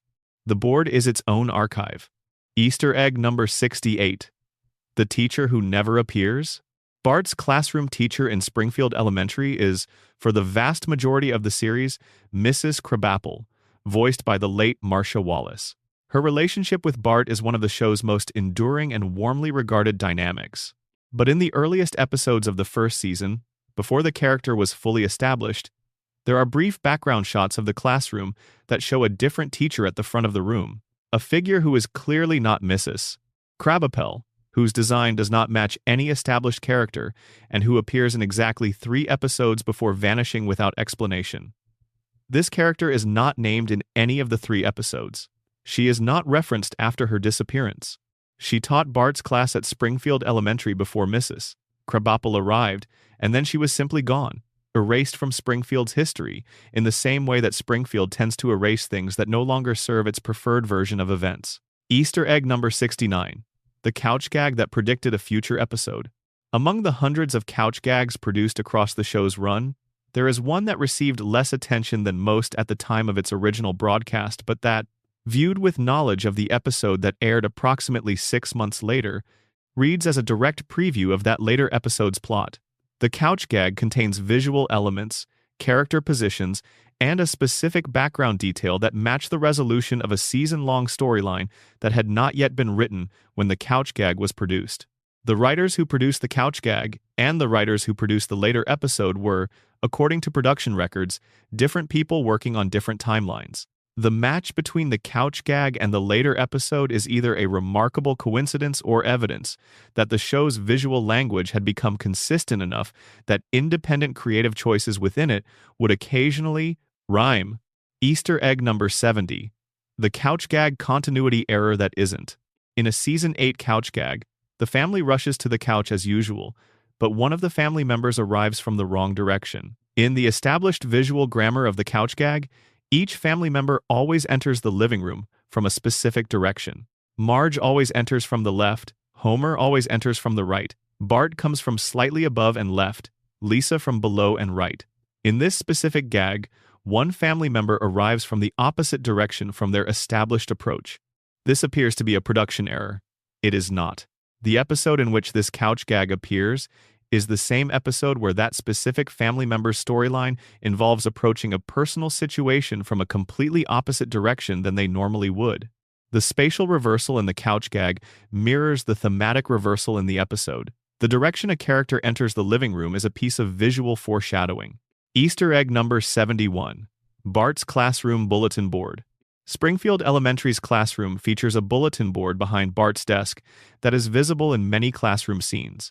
The bulletin board displays student artwork, school announcements, and various educational materials that change between episodes. But one item on the bulletin board is consistent: a small piece of paper in the lower right corner that appears to be a standardized test result. The paper is too small to read in most shots, but in the handful of episodes where a camera angle puts it in a readable position, the test result displays a score. The name on the test is not Bart's. It belongs to a student who has never been named in any episode, whose score changes every time the paper is visible, and who appears to be the only student in Bart's class who is consistently performing below grade level in the specific area that Bart excels in. There is a student failing at something Bart is good at. They exist only on a piece of paper on a bulletin board. They have never been seen. Easter egg number 72. The couch that changes size. The Simpson family couch, the one they rush to sit on at the end of every opening credit sequence, changes dimensions between seasons in ways that are too consistent to be a production error. In the first 2 seasons, the couch is small enough that the family members have to squeeze together to fit. By season 5, the couch is noticeably wider. By season 12, it has expanded to a size where all 5 family members, plus Santa's little helper, could comfortably sit without physical contact. The couch grows across the series at a rate that tracks with the expansion of the show's production budget and the expansion of the couch gag's ambition. The bigger the couch gag, the more space the couch needs to accommodate it. The couch is scaling to meet the demands being placed on it. It is a piece of furniture responding to the aspirations of the production team. Easter egg number 73. The homework on Bart's desk. Bart Simpson is famously a poor student, resistant to academic effort, and consistently among the lowest achievers in his class. His homework, when visible on his desk in classroom scenes, reflects this. Incomplete, sparsely filled, occasionally featuring drawings in the margins that have nothing to do with the assignment. But in 2 episodes per season, on average, the homework on Bart's desk contains a correct answer that is more sophisticated than anything Bart would be expected to produce. These correct answers are not in the center of the page, where they would attract attention. They are in the margins, written in smaller handwriting, as if they were jotted quickly by someone trying not to be noticed. The theory among close watchers of the show is that these are moments where Bart, who is canonically smarter than his grades suggest, has let his actual intelligence slip through, always in the margins, always in small writing, always where it is least likely to be seen. Easter egg number 74. The blackboard jungle reference. The opening sequence where Bart writes on the chalkboard is a visual reference to a specific scene in the 1955 film Blackboard Jungle, a film about juvenile delinquency in urban schools that was considered provocative and even dangerous on its initial release. The Simpsons chalkboard sequence borrows the visual composition of a specific shot from that film so precisely that it constitutes a direct quote in visual language. The reference is never acknowledged in the show's dialogue. It was placed there for viewers who would recognize it, as an acknowledgement of the cultural lineage that Bart Simpson belongs to. The long tradition of the beloved juvenile delinquent who exists at the edges of the system and makes the people in authority nervous. Bart has a family tree. The chalkboard is one of its roots. Easter egg number 75. The couch gag that was never shown. Among the couch gags produced for The Simpsons across its run, there is one that was written, storyboarded, and partially animated but never completed and never broadcast. The gag exists in a partially produced form in the show's archives. Its content has been described by people who have seen it as too quiet, which is a strange criticism for a visual piece that contains no dialogue. The gag, as described, shows the family arriving at the couch in normal sequence and sitting down normally, and then nothing happens. No punchline, no subversion, no variation on the established joke. The family simply sits on the couch and watches television, and the gag ends.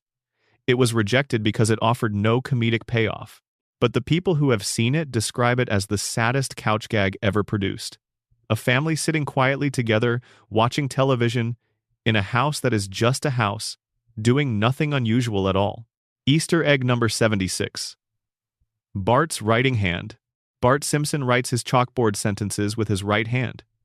He is, as far as the chalkboard gag establishes, right-handed.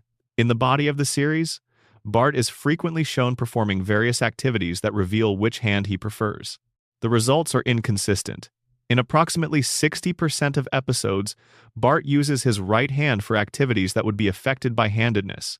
In the remaining 40%, he uses his left. The inconsistency is too large to be a production oversight. It is too small and too specific to be meaningless. The most accepted reading among people who study this particular detail is that Bart is ambidextrous, naturally left-handed, trained to use his right hand through school requirements that historically enforced right-handedness, and reverting to his natural preference in moments where he is not being formally observed. The chalkboard is the most formally observed context in the show. Of course, he uses his right hand there. Easter egg number 77. The couch gag that references a death. Among the couch gags produced after the death of a significant member of the show's cast, there is one that contains a brief visual tribute that was not described in any press release or publicly acknowledged by the production team. The tribute takes the form of a small object placed on a surface near the couch, an object that is associated with the deceased cast member through their publicly known personal life. The object is in the frame for less than 2 seconds. It was not described to the press. It was placed there by the animation team as a private goodbye to a colleague, visible to any viewer who knew enough about the person to recognize the object's significance, and invisible to anyone who didn't. Easter egg number 78. The classroom clock. The clock visible on the wall of Bart's classroom in Springfield Elementary has hands that do not move between shots in most episodes. This is normal for prop clocks in animation, which rarely track real time within a scene. But in 1 episode per season, on average, the classroom clock is shown in multiple shots within the same scene, and the clock's hands move between shots. The time advances consistently with the passage of real time within the scene. Someone, in those specific episodes, was tracking the in-scene time and updating the clock to reflect it. The clock works, but only sometimes. It runs accurately in certain episodes and stops in others, with no apparent pattern governing when it chooses to track time and when it goes still. The clock knows when it matters and when it doesn't. Easter egg number 79. The hidden dedication. Every season of The Simpsons contains at least one episode with a hidden dedication that does not appear in the official credits. These dedications are embedded in background text within the episode, on gravestones, on plaques, on memorial benches, on the dedication pages of books visible in library or bookstore scenes. The people being honored in these hidden dedications are not public figures. They are private individuals connected to members of the production team, parents, friends, teachers, former colleagues, people who will never be famous enough to receive a public on-screen dedication, but who mattered enough to someone in the building that they found a way to put them inside the show. The dedications are there. They are real. They are for specific people. And almost none of those people know they are in the show. Easter egg number 80. The one-frame rule. The show's production team developed an unofficial rule, observed with varying strictness across different showrunners' eras, that every episode must contain at least one frame, one single frame, that contains more information than could be absorbed in a single viewing. The frame must reward a paused viewing with a detail that is not visible during normal playback. The frame could contain text, a visual joke, a hidden image, or a continuity reference.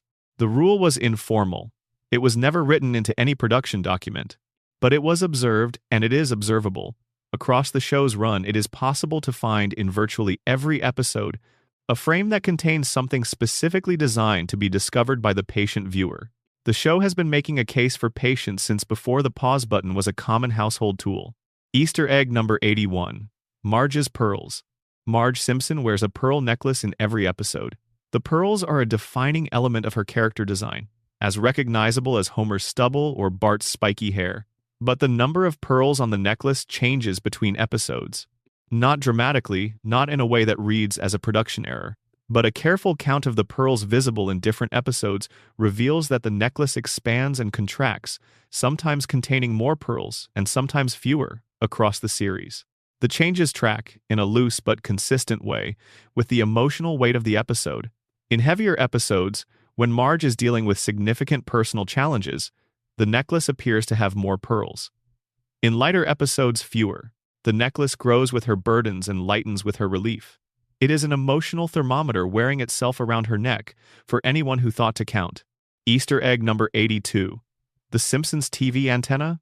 The television antenna on the roof of the Simpson home at 742 Evergreen Terrace is visible in exterior shots of the house across different seasons. The shape of the antenna changes between shots in a specific way. It bends progressively over the course of the series, beginning in a roughly vertical position in the first season and tilting increasingly toward the east in later seasons. By the current season, the antenna is at a notably greater angle than it was in the show's early years. The direction it tilts, east, is the direction of New York City, where the broadcast networks that air The Simpsons have their headquarters. The antenna is bending toward the source of its signal. It is orienting itself toward power. It has been doing this slowly over 36 years, and nobody who lives under it has noticed. Easter egg number 83. The treehouse structure. The treehouse in the backyard of the Simpson home, where Bart and his friends spend time in several episodes, has a structural detail that changes between its earliest appearances and its later ones. In the first 2 seasons, the treehouse is connected to the tree by a simple wooden platform. By the 5th season, the platform has been replaced by a more elaborate structure that includes a window, a rope ladder, and a small flag. By the 12th season, the treehouse includes features that would require professional construction to achieve safely. Nobody in the show has been seen working on the treehouse between episodes. Nobody has purchased building materials for it. It simply grows more elaborate between episodes, as if it is constructing itself during the unobserved time between stories, using whatever materials appear in the background of the yard, following an architectural vision that nobody in the Simpson family has articulated or perhaps even noticed. Easter egg number 84. The kitchen window view. The view through the kitchen window at 742 Evergreen Terrace has varied across the show's run in ways that reflect the show's changing production geography. In the earliest seasons, the view outside the kitchen window is a simple, painted background of a suburban street and a sky. By the middle seasons, the view has become more detailed, with specific houses, trees, and street furniture visible through the glass. By the later seasons, the view through the kitchen window has become complex enough that several background details visible through it are identifiable as modified versions of real suburban landscapes from the Pacific Northwest. The kitchen window has become a window onto a specific, real place, while the house around it remains fictional. The world outside has grown more real as the years have passed. Easter egg number 85. The Simpsons medicine cabinet. In episodes where the Simpson family's bathroom is shown, the medicine cabinet behind the bathroom mirror occasionally swings open or is shown open, briefly revealing its contents. The contents of the medicine cabinet are not a generic collection of generic medications. They are a specific inventory that tracks the established medical histories of each family member as accumulated across the series.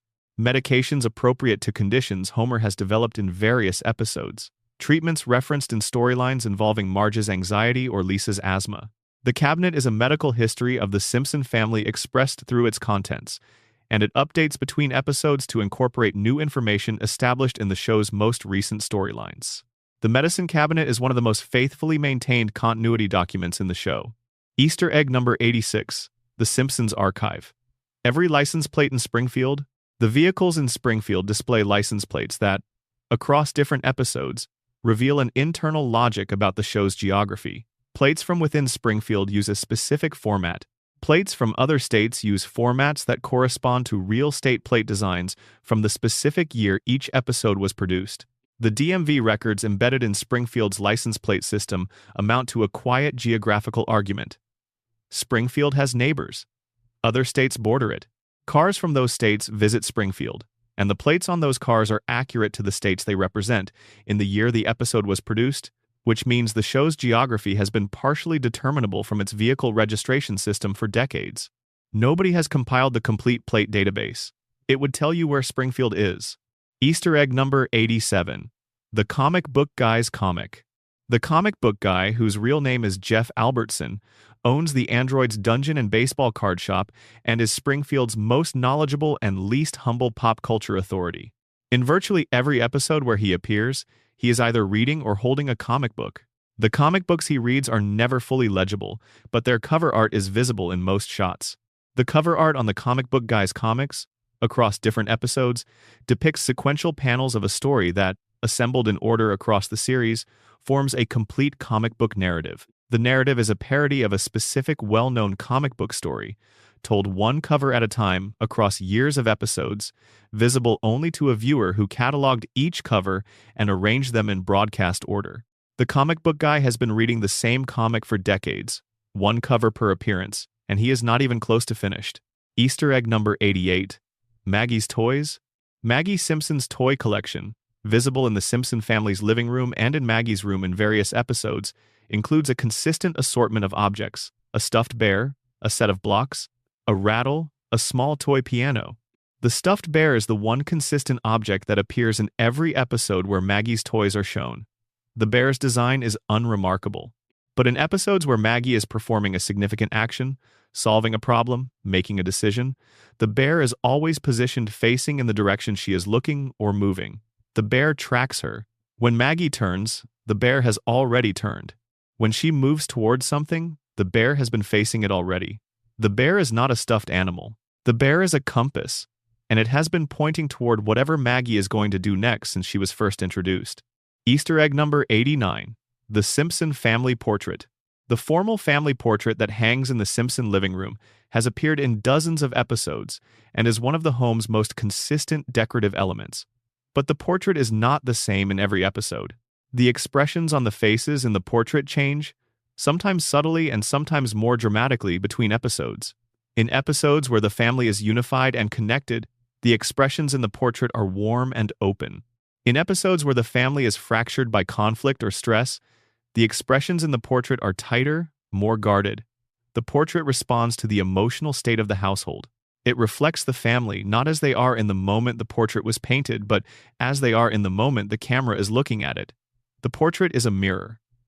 It shows the Simpsons as they feel, not as they look.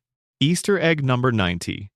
The hidden frame at the start of every episode, in the broadcast version of The Simpsons, before the opening title card appears, before the couch gag, before any of the animated content begins, There is a single frame embedded in the black slate that precedes the program.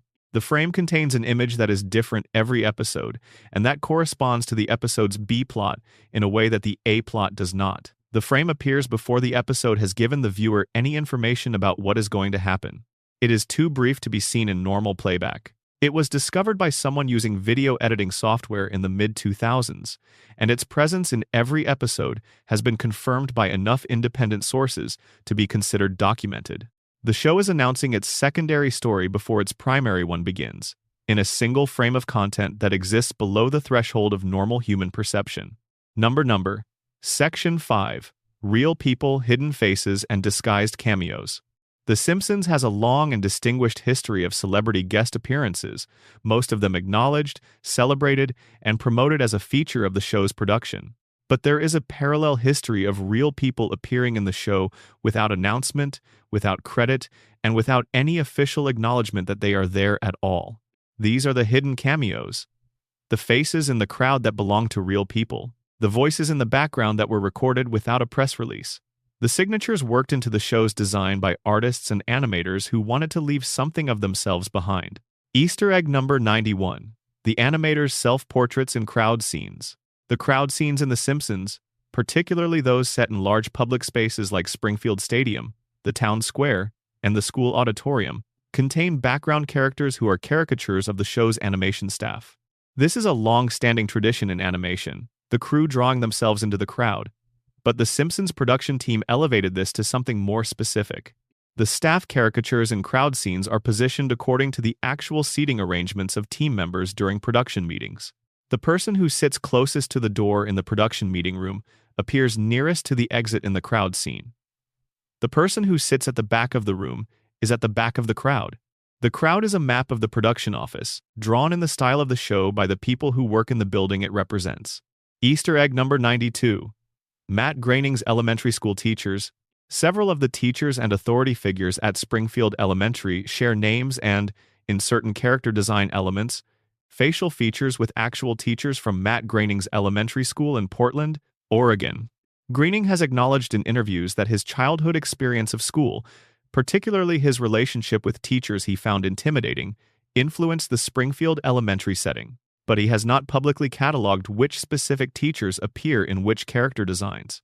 The connections are present in the production notes from the show's first season, where several character designs are annotated with phrases like "based on," followed by a name. The names are those of real people from Groening's past, immortalized without their knowledge or consent in an animation that would eventually be seen by hundreds of millions of people.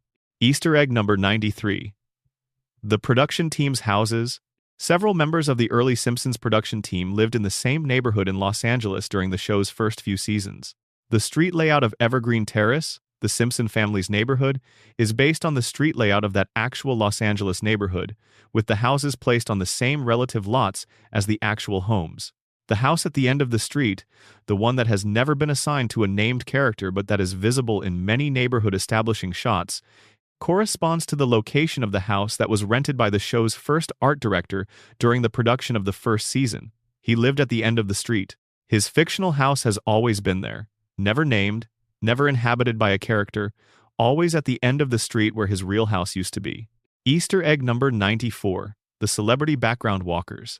In at least a dozen episodes across the show's run, a background character who appears to be walking through a scene with no purpose related to the plot is a caricature of a specific celebrity who was, at the time the episode was produced, embroiled in a controversy or story that the show could not address directly due to legal or network restrictions.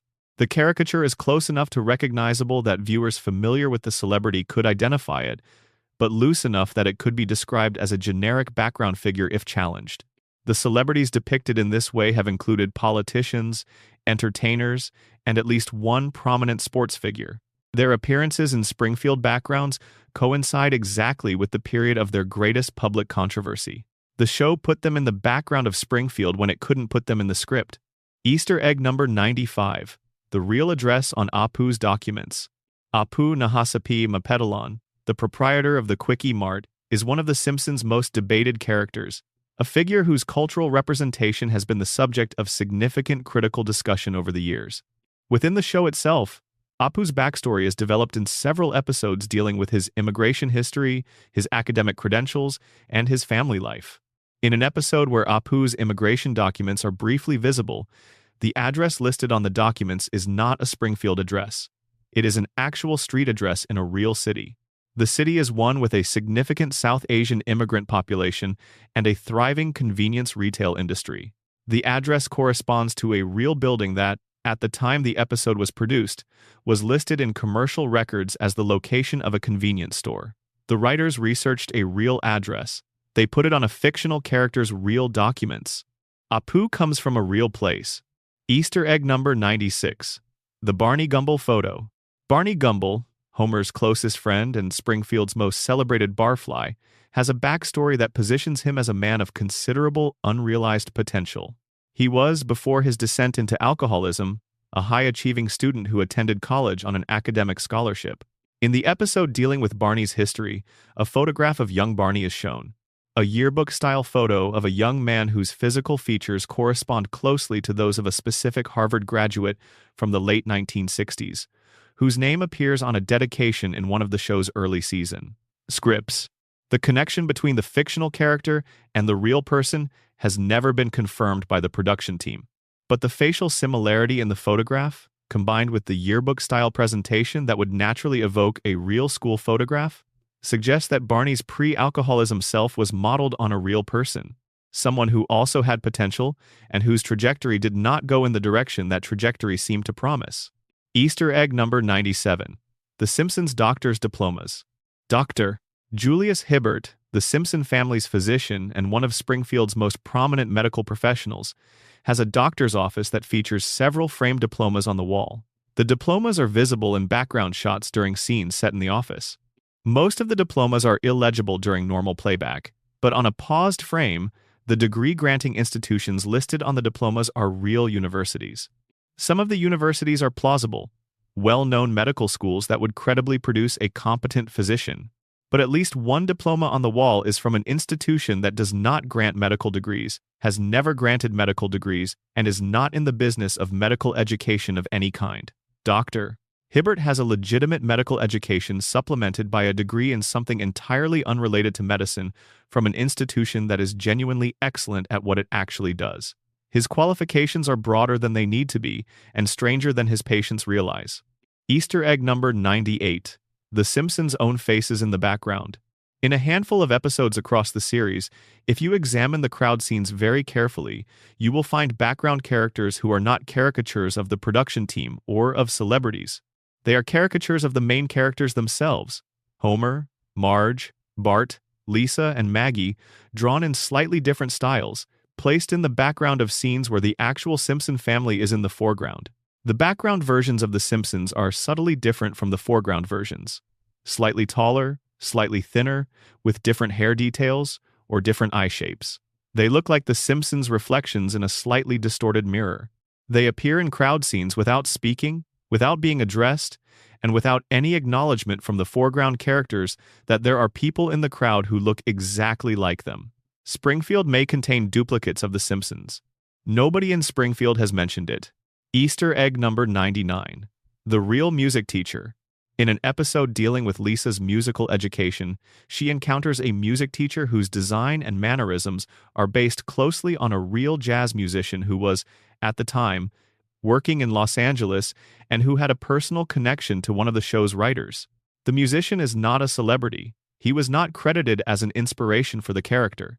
He did not receive any payment for the use of his likeness. He has reportedly been aware that the character is based on him for many years and has never sought legal remedy, describing the appearance as a compliment. He taught music for 30 years and is now retired. Somewhere in the archives of The Simpsons, in an episode watched by millions of people, there is a character who is him, playing music in a school, doing what he spent his life doing, in a town he never visited. Easter egg number 100. The 100th episode's hidden signature. The 100th episode of The Simpsons, Sweet Seymour Skinner's Bodice's Song, which aired in April of 1994, contains a hidden group signature that was added to the episode's closing frames by the production team as a celebration of reaching the milestone. The signature is embedded in a piece of background text visible in the final scene, where it appears as a list of what seems to be administrative information in a government document. The text is the names of every writer, director, producer, and animator who had worked on an episode of The Simpsons across its first 100 episodes, compressed into the formatting of an official document. Every person who contributed to the first 100 episodes of the show is named in that document. It is 2 seconds of screen time. It is the most complete official record of the show's early creative community, and it is formatted to look like a government form. Easter egg number 101. The Simpsons dentist. Springfield General, the town's primary hospital, is where most medical storylines take place, and it has an extensive cast of background staff who appear in crowd scenes and waiting room shots. Among those background staff is a dentist character who appears in waiting room scenes and hallway shots with a regularity that exceeds what would be expected for a minor background figure. The dentist has a distinctive appearance, a specific hat, a specific way of holding a clipboard, and a specific walking posture that is recognizable once you have seen it. Cross-referencing this character's appearance across episodes reveals that the dentist always appears in the same episode as a plot development involving one of the Simpsons' teeth. Homer loses a tooth. The dentist appears in a crowd scene on the same episode. Bart chips a tooth. The dentist is visible in the background of a scene set nowhere near a dental office. The dentist is always there when teeth are in danger. He has been watching the Simpsons' mouths for decades. Easter egg number 102. The Springfield Police Evidence Room. In episodes set within the Springfield Police Department, the evidence room visible through a window or door contains shelving lined with labeled items.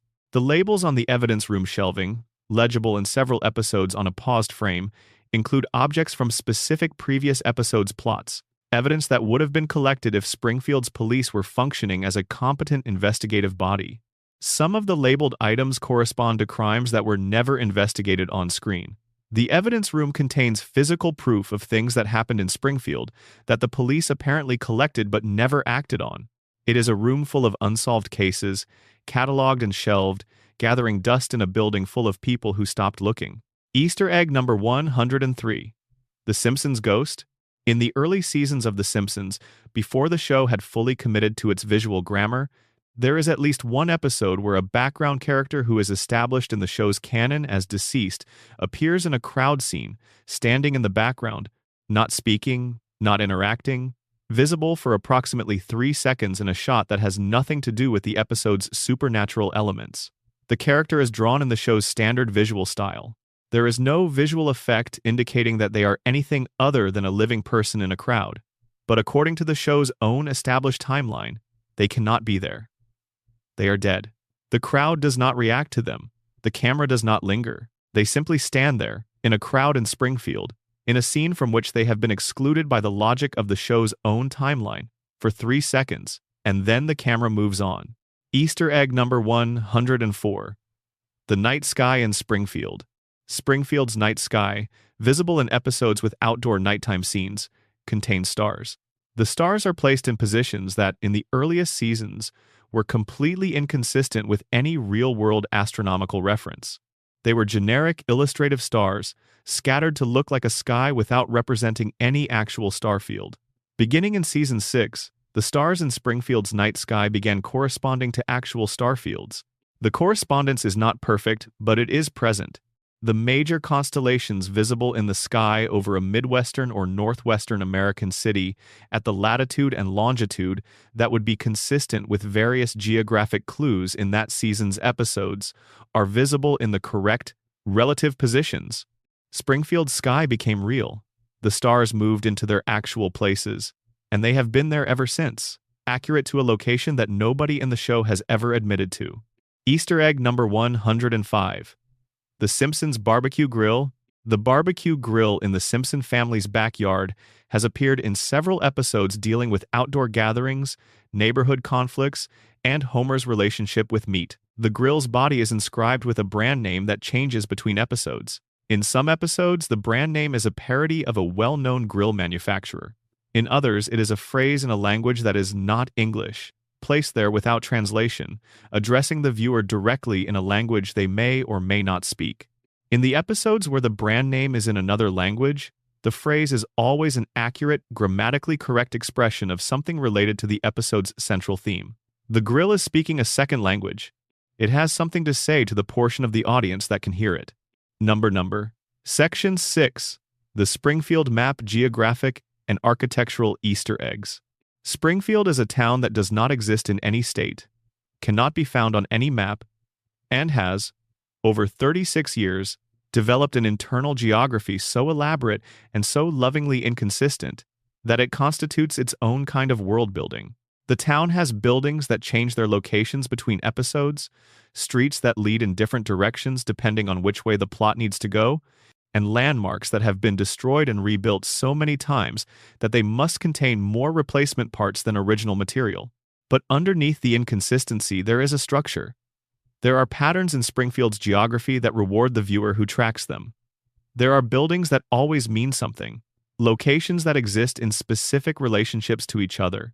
A town that, if you look at it from a certain angle, starts to tell you things about the people who live in it. Easter egg number 106. The nuclear plant's real orientation. The Springfield nuclear power plant, in its earliest episodes, is shown in establishing shots from a consistent direction. The plant is to the east of downtown Springfield, with the cooling towers visible against the sky when you look east from the town center. By the middle seasons, the plant has migrated. Establishing shots now show it to the northwest of downtown. By the later seasons, the plant appears to be south of the town, visible from what used to be the northern approach. The plant moves across Springfield's map over the course of the series, never acknowledging its relocation, always appearing where the shot needs it to be. This migration has a pattern. The plant is always on the side of town from which the wind is currently blowing, based on the flag positions and smoke direction visible in the establishing shots of the same episodes. The plant is always upwind of the population. Springfield is always downwind of its own power plant. Easter egg number 107, Evergreen Terrace's curve. Evergreen Terrace, the street where the Simpson family lives, is depicted as a straight road in some episodes and as a curved road in others. The curvature of the street changes depending on which direction the episode's emotional content is moving. In episodes where the Simpsons family is moving toward something, resolving a conflict, growing closer, the street is straight, a direct line from the starting point to the destination. In episodes where the family is moving away from something, avoiding a confrontation, drifting apart, the street curves. It bends away from the direct path. The street is a diagram of the family's emotional trajectory, straight when they are moving toward each other and curved away when they are not. Easter egg number 108. The Simpsons garage. The garage at 742 Evergreen Terrace is a space that appears infrequently in the series, but that, in the episodes where it is shown, contains items that serve as a chronicle of Homer's abandoned hobbies and failed projects. Every season, at least one new object corresponding to a hobby or project Homer took up and abandoned in that season's episodes appears in the garage. The objects from earlier seasons remain in the garage, accumulating. The garage is a physical record of Homer's enthusiasms, each one represented by the object it required, all of them gradually buried under the objects that followed. The garage is full of who Homer has tried to be. The garage is where those attempts go to live after he moves on. Easter egg number 109. Moe's Tavern's secret second room. Moe's Tavern, in virtually every episode where it is shown, appears to be a single-room establishment. A bar, some stools, a pool table, and a telephone. But in several episodes where the camera angle allows a view beyond the door marked storage at the back of the bar, the space beyond the door appears to be significantly larger than the bar's external dimensions would permit. The storage room, in the episodes where it is briefly visible, seems to extend well beyond the building's footprint as established by exterior shots. Moe's Tavern contains more space inside than outside. Either Springfield has different rules about interior architecture, or the storage room exists in a dimension that is not constrained by the building around it. Moe has never offered an explanation. He keeps the storage room door mostly closed. Easter egg number 110. The Simpsons church seating. The First Church of Springfield, where Reverend Lovejoy delivers sermons to a congregation that includes most of the show's named characters, features a consistent seating arrangement for the congregation. The Simpson family sits in the same pew every episode. The Flanders family sits in the same pew. The Van Houtens, the Bouvier sisters, the Hibberts all have their regular spots. But in every episode where a sermon is delivered that directly addresses one of Springfield's social failures, whether pollution, corruption, or community indifference, one specific pew in the church is visibly empty. The same pew. Always empty when the sermon's subject should be most uncomfortable for whoever should be sitting there. Someone is always missing when the sermon is most relevant to them. The empty pew is the town's conscience, visible as an absence. Easter egg number 111. The Springfield Elementary basement. Springfield Elementary School has a basement that is referenced in several episodes, but that is rarely shown in full. In the episodes where the basement is visible, the walls are decorated with what appear to be student projects from previous decades. Some of the student projects, visible on paused frames, are signed with dates that predate the current student body by 30 or 40 years. But one project, hanging in the far corner of the basement in every episode where it is shown, is unsigned and undated. It is a drawing of a building that does not currently exist in Springfield. The building in the drawing has the general shape and proportions of a nuclear power plant. The power plant was not built in Springfield until years after the elementary school was established. Someone drew a nuclear power plant in Springfield before one existed. The drawing has been in the basement ever since. Easter egg number 112. The Simpsons post office. The Springfield post office appears in several episodes and features a wall of most wanted posters near its entrance. The most wanted individuals depicted on those posters change between episodes, reflecting the current most wanted list as it would exist in Springfield's criminal ecosystem. But in several episodes, if you look carefully at the posters in the background rather than the ones the camera focuses on, one of the small, partially visible background posters depicts a face that is recognizable as a slightly modified caricature of a current Springfield resident who is not, in the episode's plot, under any criminal suspicion. The face appears on the most wanted wall for exactly one episode per season, always corresponding to the episode in which that character does something that, in a functioning legal system, would constitute a crime. They are wanted in Springfield. Springfield simply has not gotten around to doing anything about it. Easter egg number 113. The town square's central monument. Springfield's town square features a central monument that is visible in numerous establishing shots. The monument is a statue of a figure in historical clothing, holding a document. The document in the statue's hand is too small to read in most shots. But in the handful of episodes where the camera is positioned close enough to the monument for the text to be legible, the document reads differently each time. In one episode, it appears to be a land deed. In another, a list of laws. In a third, what appears to be a financial statement. The statue is always holding a document. The document is always about property, authority, or money. The statue is Springfield's founding father, and he has always been holding something that establishes someone's claim to something. His hands have never been empty. Easter egg number 114. The Simpsons' neighbor's yard. The Flanders family yard, adjacent to the Simpson family yard at 742 Evergreen Terrace, is meticulously maintained in contrast to the Simpson yard's casual disorder. But there is one object in the Flanders yard that has appeared in virtually every exterior shot of the neighboring property and that has never been explained or referenced in the show's dialogue.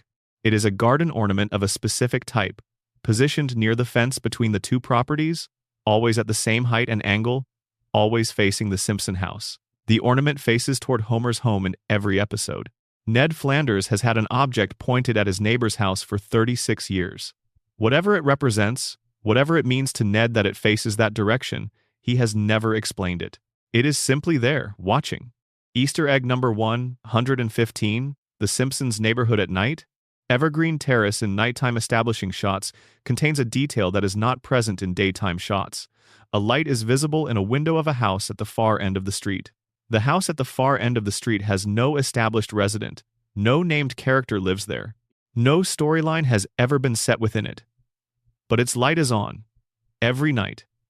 In every nighttime exterior shot of the neighborhood, across all the seasons where nighttime neighborhood shots appear, the house at the end of the street is occupied. Its occupant has not been introduced. The light in their window has been on since approximately the third season, which means whoever lives in that house has been awake or away or keeping the light on for reasons they have never shared for the better part of 3 decades. Number. Section 7.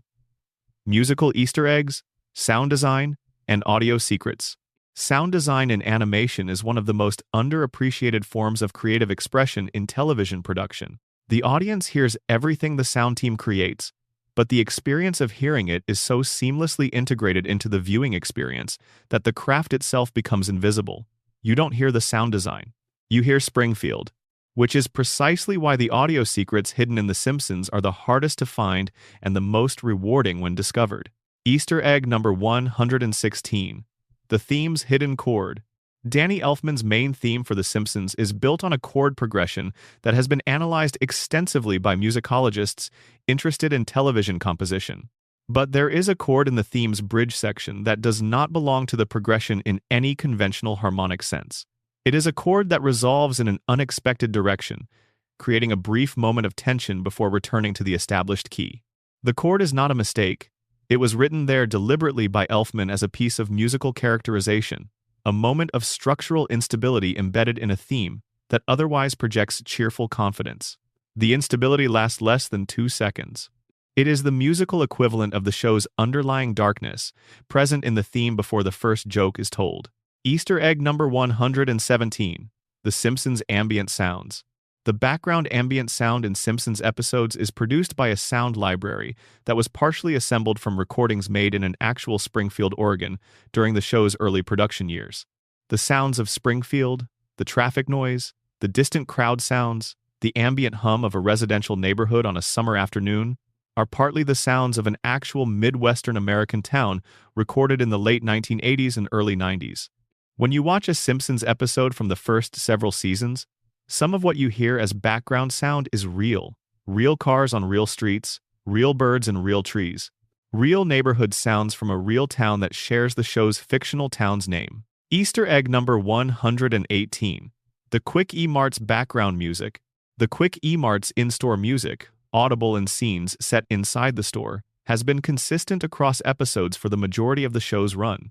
The music is a piece of light instrumental music styled after the kind of generic background tracks used in actual convenience store environments. But the music contains, if you listen carefully across multiple episodes, a recurring melodic phrase that appears in different keys and tempos in different episodes. The phrase is recognizable as a quotation from a song that was popular in India during the period when Apu Nahasapima Pitalan would have been growing up there, based on his established backstory. The convenience store that employs him plays, quietly in the background, a melody from the country he came from. It has been playing since he opened the store. Nobody in Springfield has commented on it. Easter egg number 119. Homer's annoyed grunt as music. Homer Simpson's signature expression of frustration, the extended vocalization that has become one of the most recognizable sounds in American pop culture, has a musical structure. The specific pitches Homer hits during the sound, the rise and fall of the vocalization, follow a pattern that, when mapped onto a musical staff, produces a melody. The melody is not recognizable as any existing piece of music. It does not correspond to any known song, but it is consistent. Every production of the sound, across 36 years and hundreds of episodes, hits the same pitches in the same sequence. Homer's frustration has a theme. He has been singing it, involuntarily, in moments of peak irritation, and the theme has never changed. Easter egg number 120. The doorbell at 742 Evergreen Terrace. The Simpson family's doorbell, audible in episodes where a visitor arrives at the front door, plays a specific 2-note sequence. The 2 notes are a perfect fourth apart. A perfect fourth is one of the most fundamental intervals in Western music, one of the building blocks of harmony used across cultures and centuries to signal arrival, attention, and expectation. But the specific 2 notes of The Simpsons' doorbell, when placed in the context of the show's main theme by a musician who knows both, are the same 2 notes that begin the main theme's final resolution. The doorbell is a preview of the theme's ending. Every time a visitor arrives at the Simpson house, the first thing you hear is the show's finale, waiting to happen. Easter egg number 121. Bart's skateboard sounds. The sound of Bart Simpson's skateboard, audible in episodes where he rides it, is a composite sound effect assembled from the recordings of several different real skateboarders performing specific tricks at a specific skate park in Los Angeles during the first season's production. The composite was designed to suggest a virtuoso-level skater moving through a complex environment. But the individual recordings that make up the composite are, if isolated, each recordings of a skater making a mistake. The sounds of errors, misjudgments, and near falls, assembled into the sound of confident mastery. Bart's skateboard sounds like expertise. It is made of imperfection. This is either a profound piece of accidental symbolism or a deliberate piece of sound design philosophy, and nobody in the production has ever clarified which. Easter egg number 122, the Simpsons phone ringtone. The telephone at 742 Evergreen Terrace has a ringtone that changes between seasons of the show. In the earliest seasons, it rings with the traditional bell sound of a rotary telephone, which was consistent with the prop telephone visible in the kitchen in those episodes. As the show's visual style updated the Simpson home's decor to reflect contemporary standards, the telephone changed, and the ringtone changed with it. But in each season, the specific musical pitch of the ringtone corresponds to the key in which the main theme of that season's most emotionally significant episode is composed. The phone is tuned to the emotional register of the season. When it rings at the frequency of whatever the season's heart is beating toward. Easter egg number 123, the Treehouse of Horror sound design. The annual Treehouse of Horror episodes, the show's Halloween specials, use a modified version of the standard Simpsons sound palette, in which specific ambient sounds have been replaced with versions recorded at slightly lower fidelity, giving the audio a slight edge of unreality consistent with the episode's horror themes. But one sound in the Treehouse of Horror episodes is not modified. One sound from the standard Simpsons audio library appears in its original, unaltered form in every Treehouse of Horror episode, unchanged by any of the modifications applied to the rest of the sound design. The sound is the laugh track analog that plays during moments of comedic resolution, the audio signal that a joke has landed. Even in the horror episodes, even when nothing is funny, even when the show is doing its most genuinely disturbing work, the laugh track plays unaltered. Horror is happening. The audience is being told it is funny. The sound design has not changed its mind about what this is. Easter egg number 124, The Simpsons credits music. The end credits music for The Simpsons varies in arrangement between seasons while maintaining the show's established thematic material. But in the credits of episodes that dealt with a character's death, a significant loss, or an emotionally unresolved storyline, the credits music has been arranged in a minor key. The arrangement is close enough to the standard version that most viewers experience it as the familiar credits music without consciously registering the shift in mode. But the minor key is there. The chords are different. The music has resolved in a different direction than the standard version, and the direction it has resolved in is sadder. The show is telling you how to feel about what just happened through the music you hear while the credits scroll, knowing that the music will land on you while you are still inside whatever the episode put you through. Easter egg number 125, The Simpsons dog whistle. In an episode dealing with Santa's little helper's perspective and experience of the world, the sound design includes a frequency that was not included in the broadcast of the standard version of the episode, but that is present in the digital streaming versions. The frequency is at the upper limit of human hearing and is inaudible to a significant portion of the adult population. It corresponds to a frequency in the range that dogs respond to behaviorally. In the streaming version of the episode, in the scenes presented from Santa's little helper's point of view, there is a sound in the audio that dogs in the room will respond to. It is in the episode. It is for them. The episode has a second audience, one that cannot understand the dialogue or follow the plot, and the sound design has prepared something for that audience. Easter egg number 126, The Record at Moe's. Moe's Tavern features a jukebox that appears in background shots of the bar interior. The jukebox's selection panel, visible on paused frames in several episodes, lists the titles and artists of the songs available. The selection is not random. The songs listed on the jukebox are real songs, and they are organized thematically by the emotional territory each one covers. The heartbreak section of the jukebox is well-stocked. The celebratory section is sparse.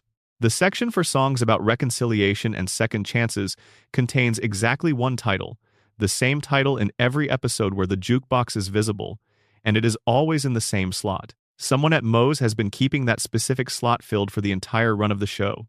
Someone in the bar believes in second chances enough to make sure the song about them is always available. Easter egg number 127. The church organ. The church organ at the First Church of Springfield, audible during services in episodes set in the church, plays music that, in the establishing shots before the sermon begins, is not hymn music. It is secular music, played at a tempo and in a style consistent with hymn presentation but identifiable, to a listener familiar with the repertoire, as pieces from the classical music tradition that have themes related to the episode's moral situation. The organ is preaching before the minister begins. Its musical choice frames the sermon's conclusion before Reverend Lovejoy has said his first word. The organ and the Reverend tell the same story. The organ always tells it first. Easter egg number 128, the sound of Springfield waking up. In the opening sequence of the show, in the moments before the title card appears, there is a sound in the audio that is extremely difficult to hear at normal playback volume. It is the sound of a single bird singing. The bird sings the same phrase every episode. The phrase it sings, in the musical notation of birdsong, corresponds to the first 4 notes of the show's main theme. Springfield wakes up to a bird singing the Simpsons theme. The bird has been singing it since the first episode. The bird is part of the show's fabric, its voice woven into the first seconds of every episode, too quiet to hear unless you are listening for it, always there for those who are. Easter egg number 129. Maggie's pacifier sound. The sound of Maggie Simpson's pacifier, the distinctive squeak that marks her presence in scenes across the series, was recorded from a real pacifier, not a generic prop pacifier. A specific pacifier of a specific brand and material that was recorded in a specific acoustic environment and that has been used, unaltered, for every Maggie pacifier sound in every episode of the show across all 36 years of production. The pacifier has a specific, recognizable character to its sound, a slightly higher pitch than you might expect, with a quality that audio engineers describe as having unusual resonance for such a small object. The pacifier sounds like something that has something to say. It has been saying it in the same voice for 36 years. Easter egg number 130. The Simpsons silence. There is a scene in every season of The Simpsons, usually in the most emotionally significant episode, where all ambient sound drops out completely. No background noise, no music, no crowd sound, no ambient hum. Complete silence, for a duration that ranges from 2 to 5 seconds. The silences occur at moments of peak emotional honesty between characters. The sound design strips everything away at the moment when the show is saying something true. Everything else, the comedy, the chaos, the noise of Springfield's particular brand of mayhem, falls away, and the show delivers its real feeling in silence. The silence is louder than anything else in the episode. It is the place where the show means what it says. Easter egg number 131. The credits cough. In the end credits of at least 3 episodes across the show's run, there is a brief, almost inaudible cough in the audio track that occurs at the moment the production company's credits appear on screen. The cough is not attributed to any character. It does not appear to be dialogue. It is the kind of inadvertent human sound that would be caught by a microphone in a recording session and eliminated in post-production. It was not eliminated. It appears in the final broadcast version of the episodes, occurring at the same moment each time, corresponding to the same visual event in the credits. Someone was in the recording booth when the credits played. Someone cleared their throat. Someone in the show's production was present for the ending of something, and the sound of their presence was left in the tape. Easter egg number 132. The Simpsons sound of water. The sound of water in Springfield episodes, whether from rain, from the municipal water supply, from the reservoir that provides the town's drinking water, was recorded from a single water source during the show's early seasons. The source was a stream in the Los Angeles area. The recordings were made before the source was significantly altered by development. The stream no longer sounds the way it sounds in those early recordings. The Springfield water, the sound of the thing that may be contaminating the town, is the sound of a real body of water that no longer exists in the form in which it was captured. Springfield's water is preserved. The real water it was recorded from is gone. Number? Section 8. Treehouse of Horror's Hidden Layer. The annual Treehouse of Horror episodes are the most celebrated tradition in The Simpsons calendar, Halloween specials that have allowed the show to operate outside its normal constraints, telling stories of genuine horror and genuine darkness that the show's regular format would not accommodate. 34 of them have been produced, and they have become their own tradition within the tradition, a space where the rules are different and the show can do things it cannot do in its regular episodes. But the Treehouse of Horror episodes have their own layer of Easter eggs, distinct from those found in the regular series, and the Easter eggs in the horror specials are darker. Easter egg number 133. The Cemetery Headstones. Every Treehouse of Horror episode features establishing shots of a graveyard, a traditional horror setting that the show has embraced as a visual signature of the specials. The headstones in the graveyard contain names and dates. The names are not generic invented names. They are the names of specific people associated with the show's production, writers, directors, and producers who contributed to the show's history. But the dates are not the dates of those people's births. They are dates that correspond to specific episodes in the show's run, episodes that were, for whatever reason, considered significant turning points in each person's relationship with the show. The headstones are not memorials. They are markers of endings, the points at which something concluded for each person named, whether they had left the show, resolved a creative dispute, or finished a body of work they considered their real contribution. Easter egg number 134. The monster's real face? In the Treehouse of Horror segment The Shining, a parody of The Shining, Homer's descent into violence is depicted with the character design detail adjusted to give him a slightly different facial structure from his standard appearance. The adjustment is subtle. His eyes are set slightly wider, his brow is slightly lower, and the proportion of his face is slightly different from what normal Simpsons character design produces. The adjustment brings his face closer to the proportions of a specific, expressionist painting of a figure in mental crisis, a painting that the episode's director had referenced in the visual design notes for the segment. Homer, in horror mode, has a face borrowed from a 70-year-old piece of German expressionist art. His violence wears a historical mask. Easter egg number 135. The Demon's Language? In the Treehouse of Horror segment Devil and Homer Simpson, the contract that Homer signs to sell his soul for donuts is written in a language that is visible in the scene. The language on the contract is not English. It is not any modern language. It is an accurate transcription of a phrase in Aramaic, the language of the historical Middle East, and one of the languages in which certain religious texts were composed. The Aramaic phrase on Homer's contract, translated into English, reads, "He knew what he was doing." It is not a standard contractual term. It is a judgment, placed in the language of ancient religious authority, on the document that defines Homer's guilt. He is not condemned because he was fooled. He is condemned because he understood the transaction and made it anyway. Easter egg number 136. The kids' Halloween costumes? In the establishing shots of Springfield neighborhoods during the Treehouse of Horror episodes, children in Halloween costumes are visible as background figures. The costumes worn by the background children are always costumes of characters from the show's current season storylines, rather than costumes of generic pop culture figures that might be expected of trick-or-treaters. The children Springfield dress as the events of their own recent lives. Their Halloween costumes are the show's A-plots, worn in miniature by small figures in the background. Springfield's children are haunted by the events of their own show. Their monsters are homemade. Easter egg number 137. The Treehouse Clock. The treehouse where Bart, Lisa, and Maggie tell their horror stories in the Treehouse of Horror episode's framing device contains a clock. The clock is visible in the framing shots. The time on the clock advances between segments. It shows a different time at the start of each story, reflecting the passage of time within the framing device. But the specific times on the clock correspond, in sequence, to important events in the history of horror fiction. The time on the clock at the start of the first segment matches the time of an event described in one of the genre's foundational texts. The time at the start of the second segment matches a reference from a second text. The Treehouse Clock is telling a history of horror in its hands, one segment at a time. Easter egg number 138. The Treehouse of Horror font. The title card for each Treehouse of Horror episode is rendered in a specific font that changes subtly between years. The font is not the same every year. Each year's Treehouse of Horror uses a variation that incorporates visual elements drawn from the horror tradition of that particular era.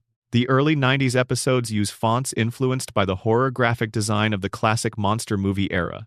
The late 90s episodes shift toward the visual language of slasher films. The 2000s episodes incorporate design elements from J-horror and its Western successors. The font is a history of horror's graphic design, updated annually, embedded in the title cards of a comedy show's Halloween specials. Easter egg number 139. The treehouse's address? The treehouse in the backyard of the Simpson home, which serves as the framing device for the Treehouse of Horror episodes, has an address. The address is not 742 Evergreen Terrace. It has its own address, visible on a small sign near the treehouse's entrance in several episodes. The address is a number with no corresponding street name, as if the treehouse exists in a location that is adjacent to the main Simpson address but somehow separate from it, belonging to a different postal reality.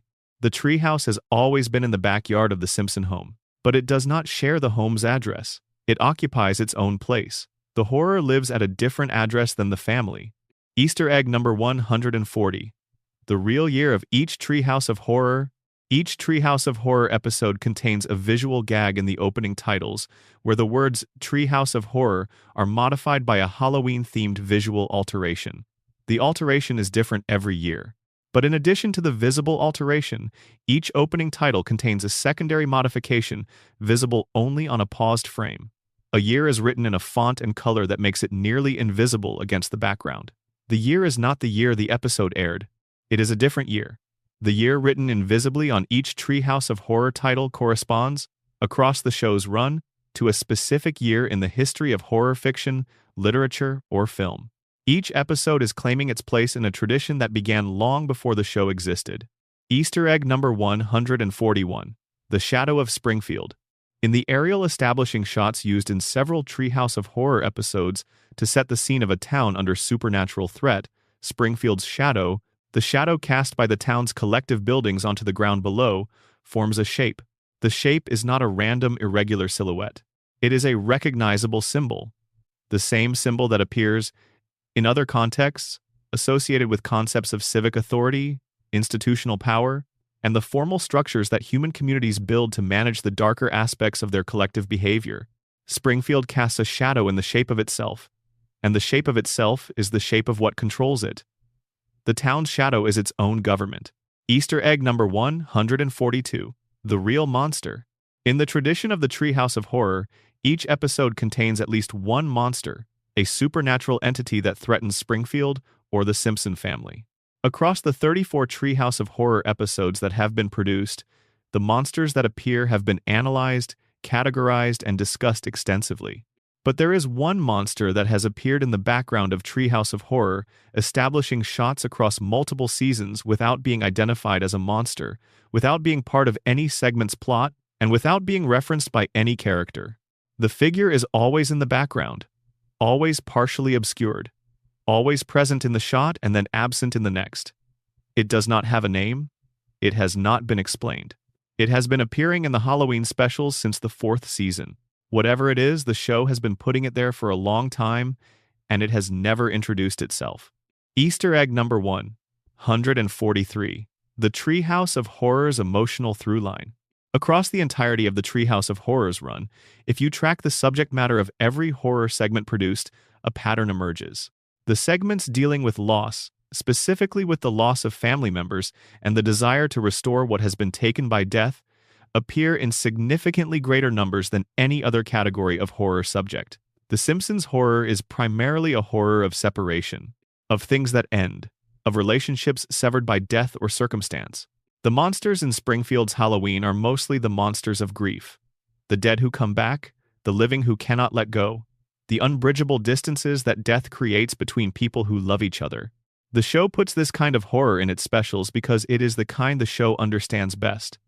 Springfield is haunted by its losses. The Treehouse of Horror is where it goes to be honest about that. Number. Section 9. Meta-references, fourth wall cracks, and self-aware Easter eggs. The Simpsons did not invent meta-humor in animation, but it refined it, extended it, and pushed it into territory that no animated show had previously occupied. The show's self-awareness began as a stylistic choice and became, over time, something more complex. A hall of mirrors in which the show was commenting on itself, reaching levels of meta-reference that required the viewer to hold multiple frames of understanding simultaneously in order to follow the joke. The Easter eggs in this section are the places where the show acknowledges its own existence in ways that go beyond the obvious joke and into something stranger. Easter egg number 144. The episode that knows it's an episode. In a Season 8 episode, there is a moment where Homer appears to directly address the camera. It is brief, it is ambiguous. The shot is composed in a way that Homer's eyeline could be interpreted as addressing a character just off-screen rather than the actual camera. But the preceding shot has established that there is nobody off-screen in the direction Homer is looking. His eyeline lands on the camera. He holds the look for approximately 2 seconds. Then he turns away and the scene continues.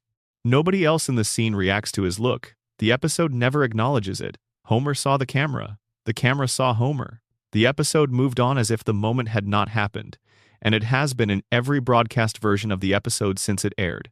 Easter egg number 145. The Simpsons discuss their own cancellation. In a Season 9 episode, 2 minor background characters who appear in a crowd scene are engaged in a conversation. The conversation is not audible during normal playback. It is a background conversation, one of several happening simultaneously, mixed beneath the primary dialogue at a level that makes it inaudible without specific audio isolation. When isolated, the background conversation is revealed to be a discussion between the 2 characters about whether a specific television program is going to be canceled. The program they are discussing has the same format, time slot, network affiliation, and general premise as The Simpsons itself. They are discussing The Simpsons cancellation in the background of a Simpsons episode while the episode airs. Their conclusion, audible if you isolate the track, is that the show will run much longer than anyone expects. They were right. Easter egg number 146. The writer's credit that describes itself. In the credits of one specific episode, the writer's credit is formatted slightly differently from the standard format used in every other episode. The difference is in the typography of the credit itself, which is set in a font that was not used in any other credit in the episode. The font used is the same font used in the title card of an episode from 3 seasons earlier. The earlier episode and the credited episode share a thematic connection that has never been officially acknowledged, but that is unmistakable to a viewer who has seen both. The credit is linking its episode to an earlier one. It is pointing backward, in typography, to the thing it considers its predecessor. The credit is a citation. Easter egg number 147. The Simpsons Annual Report. In an episode set partially in Burns' executive offices, a document visible on the conference room table is an annual report for Springfield Nuclear Power Plant. The cover of the report is visible in a brief shot. The cover depicts a graph showing the plant's safety record across the previous year. The graph on the cover of the report shows a flat line. No incidents, no violations, no deviations from protocol. The flat line is labeled Safety Performance. In the same episode, set in the same facility, multiple characters reference recent safety failures, past violations, and ongoing problems with the facility's compliance record. The annual report says the plant is safe. The episode it is in demonstrates in detail that the plant is not. The document is lying in the background while the truth happens in the foreground. Nobody picks it up. Easter egg number 148. The show that invented itself. In a Season 6 episode dealing with Springfield's television industry, a clip is shown from a fictional animated show that exists within Springfield's entertainment landscape. The clip is short, approximately 10 seconds. The animated style in the clip is different from The Simpsons' own style, deliberately so, clearly placed to distinguish the fictional Springfield show from the show that contains it. But the content of the clip, the specific plot moment depicted in those 10 seconds, is a compressed version of the plot of The Simpsons episode that contains it, told in a different visual style. The fictional Springfield show is showing a version of the episode it is appearing in. The show, within a show, is the show. Springfield has made a cartoon about itself. Springfield has been doing this for years. Easter egg number 149. The network executive's desk. In an episode dealing with the television industry, a network executive is shown at his desk. The desk is covered with documents, rating charts, and network materials that are readable on paused frames. Among the documents is a chart showing the performance of a specific program on the executive's network. The program's performance chart is formatted exactly like the actual Nielsen ratings charts used by Fox Broadcasting during the specific period when the episode was produced. The ratings numbers on the chart, if read against Fox's actual Nielsen data for that period, correspond to the actual performance numbers of The Simpsons during that specific Nielsen reporting period. The fictional network executive is looking at The Simpsons' real ratings. He is considering, with the expression of a man who is looking at numbers he cannot argue with, the actual performance of the show he is appearing in. Easter egg number 150, the episode number on the title card. The title card that introduces each Simpsons episode displays the episode's title in a specific font and layout. In the earliest seasons, the title card contained only the title. Beginning in the third season, a production number was added to the title card in a position that was, in the broadcast version of the show, covered by a network graphic overlay that appeared on screen at the same time as the title card. The production number was visible in the raw version of the episode, but not in the broadcast version, as the network's graphic covered it. For viewers who have access only to broadcast recordings, the production number does not exist. For viewers with access to unaired production materials, it has always been there, underneath the logo that the network placed over it, present but covered, like most of the show's most important information. Easter egg number 151, The Simpsons Wikipedia page. In an episode produced in the mid-2000s, a character briefly consults what is clearly a parody of an online encyclopedia. The article being consulted is visible on the screen for approximately 3 seconds. The article is about Springfield. The article's content, readable on a paused frame, describes Springfield's history in encyclopedic language that is accurate to the show's established canon. But the criticism section of the article, visible in the lower portion of the screen, contains a single sentence. The sentence describes the primary criticism of Springfield as a community. The criticism cited is not related to the town's nuclear contamination, its crime rate, or its municipal governance failures. It is a criticism of a much smaller, more specific civic failure that has never been directly addressed in the show's main narratives. The internet, even within Springfield, knows things about the town that the town doesn't discuss. Easter egg number 152, The Simpsons sign-off. In the final scene of a specific season finale, after the episode's story has resolved and before the credits begin, there is a frame where the Simpson family's living room is shown empty. The couch is empty. The television is on, but the screen is dark. The room is lit by the glow of a television that is displaying nothing. In the dark screen, there is a reflection. The reflection is of the camera that is filming the scene. In the reflection of the dark television screen, you can see the production equipment used to capture the shot, a camera on a tripod, operated by a figure whose face is not visible. The shot that captures the Simpsons' living room has captured itself. Capturing the Simpsons' living room, the dark television screen is a mirror. The show is looking at itself. Looking at itself. In the reflection of nothing, the mechanism of the fiction is briefly, perfectly visible. Number. Section 10. The final 7. The rarest Easter eggs almost nobody has found. Every list has a final entry. Every rabbit hole has a point where the light from the surface disappears completely, and the only thing left is what is directly in front of you. These are the 7 rarest Easter eggs in The Simpsons. The ones that have been discussed so infrequently, in such limited circles, that many people who have seen every episode of the show multiple times are unaware of their existence. They are real. They are documented, at least to the satisfaction of the communities that have documented them. And they are, in each case, exactly the kind of thing that makes a show like this feel inexhaustible. Details so small and so specific that they could not have been placed there for a general audience. They were placed there for the person who was patient enough to look. Easter egg number 171. The production office address. In the window of a background building visible in a crowd scene in a Season 5 episode, there is a business plaque. The plaque lists the business name and address of what appears to be a generic Springfield professional services firm. The address on the plaque is a real address. The real address is not in Springfield, Oregon. It is the address of the physical production office where The Simpsons' writing room was located during the show's 5th season of production. The show has been putting its own return address in the background of its episodes. For anyone who wanted to know where it was coming from, Easter egg number 172, the animator's final frame. An animator who worked on The Simpsons for 7 seasons and who departed the production in the early 2000s included, in the final frame of the final scene of his final episode, a single pixel of a color that does not appear anywhere else in the episode. The pixel is in the upper left corner of the frame, 1 pixel wide and 1 pixel tall. colored in a very specific shade that corresponds to the hex value of a specific color in the animator's private color palette, a color he had used in his personal artwork throughout his career. The pixel is his signature.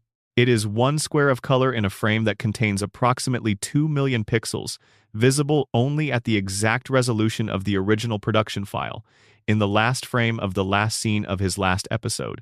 He signed his work. Nobody noticed until he mentioned it years later in an interview about an unrelated topic. Easter egg number 173, the message in the furniture. The furniture arrangement in the Simpson family living room is not fixed across episodes.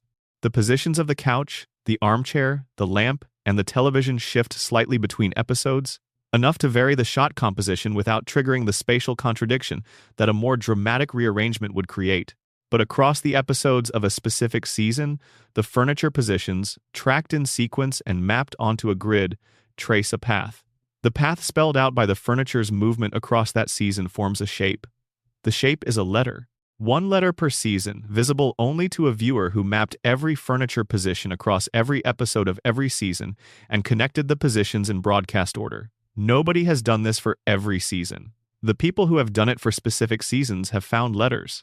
They have not published what the letters spell. Easter egg number 174. The Simpsons birth certificates. The birth certificates of Bart, Lisa, and Maggie Simpson are shown briefly in a Season 4 episode dealing with a legal matter that requires the family to produce official documentation. The certificates are visible for less than 4 seconds combined and are not legible at broadcast resolution. On a paused frame from a high-resolution source, the certificates are readable. The information on the certificates is consistent with the show's established canon in most respects. But one field on each certificate, the field for remarks, which on actual birth certificates is used for unusual circumstances surrounding the birth, contains a different entry for each child.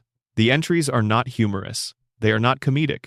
They are 3 sentences, one per child, written in the formal language of a public record, that describes something about each child's birth that has never been mentioned in the show's dialogue across 36 seasons of episodes. The certificates know something about the Simpson children that the show has never said out loud. Easter egg number 175. The location of Springfield. The question of where Springfield is located has been deliberately obscured by the show's creative team for its entire run. The town's location is a running joke, a point of pride, and a careful piece of strategic ambiguity. But in a single frame of a single episode from the 9th season, a character is shown holding a document that contains, in the upper right corner, a state abbreviation. The abbreviation is visible for less than 1 second. It is not the abbreviation of any of the states commonly theorized as Springfield's home. It is a real U.S. state abbreviation, from a state that has rarely appeared in discussions of Springfield's location, a state that would account for several of the geographic features present in Springfield's landscape while being inconsistent with certain others. The frame has been confirmed by multiple sources to contain what appears to be a genuine state abbreviation. Whether it represents an intentional disclosure or an accidental one has never been resolved. The production team has not commented on the specific frame. Easter egg number 176, the time capsule. In the Season 7 episode where Springfield buries a time capsule, the contents of the capsule are shown briefly before the lid is sealed. The items visible in the capsule include several objects corresponding to recent Springfield events, as the characters describe. But at the bottom of the capsule, partially obscured by the other items, there is a folded piece of paper. The paper is not identified or discussed. No character mentions it. It is simply there at the bottom of the capsule, beneath everything else Springfield has decided to preserve for the future. The paper is too small to read in the scene. If it was ever read, what it says has not been publicly documented. It is at the bottom of a time capsule that was sealed in the 7th season of a show that has been running for 36 years. Whatever it says has been in the ground, in Springfield, in the dark for a long time. Easter egg number 177. The frame after the credits. After the credits of a specific Season 8 episode, after the network's post-credits content has given way to the production logos and then to silence, there is a single additional frame. The frame appears after the show is technically over. It contains an image that lasts less than 1 frame at standard broadcast speed and is therefore not visible to anyone watching the episode as broadcast. It is only accessible to someone who is working through the episode frame by frame in a digital format, hunting for things in places where the show has given every indication that there is nothing left to find. The frame contains a room. The room appears to be the Simpson family living room. The couch is empty. The television is off. The lights are on. The room is exactly as it would look if the family had just gotten up and walked away, leaving the room the way it always looks when no one is paying attention to it. There is nothing unusual about the room. There is no message, no joke, no hidden text. It is just the room, after the credits, after everything is over, lit and empty and waiting. It has been there since the episode first aired. It has been sitting in that specific frame of that specific episode, past the point where the show officially ends, available only to the viewer who keeps going after the credits roll. A room that looks exactly like itself. A family that has just stepped out. A house that has been waiting quietly for someone to notice it was still there. Springfield does not disappear when you stop watching. It is still lit, the lights are still on, the couch is still there, and somewhere in the episode, somewhere in the frames, somewhere in the background details of a show that has been hiding things in plain sight for 36 years, something is waiting for you to come back and look again. That's what Springfield is for. 177 Easter eggs.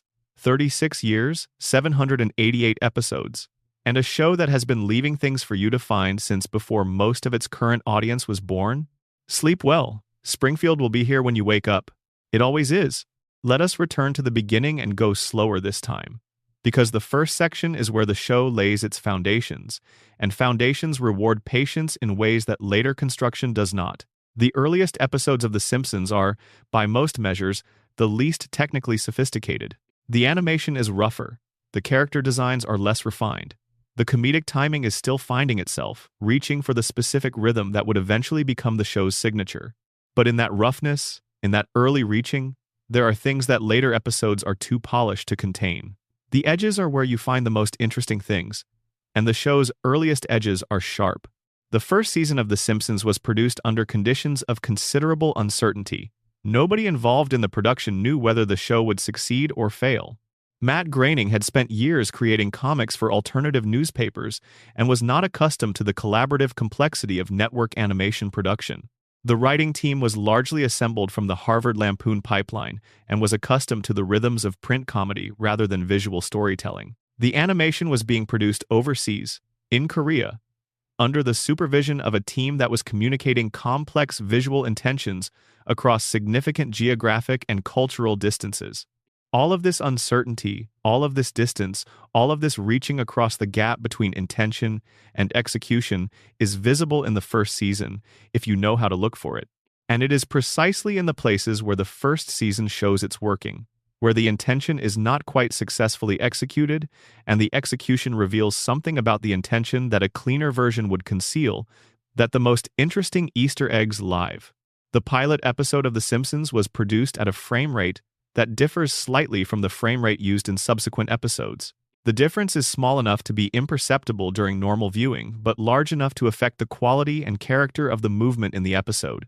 The slightly higher frame rate of the pilot gives the characters' movements a fluidity that is distinct from the slightly more economical animation of later first-season episodes. This is not an error. It is a product of the pilot's larger production budget, which allowed for more frames per second than the per-episode budget would permit for a full season.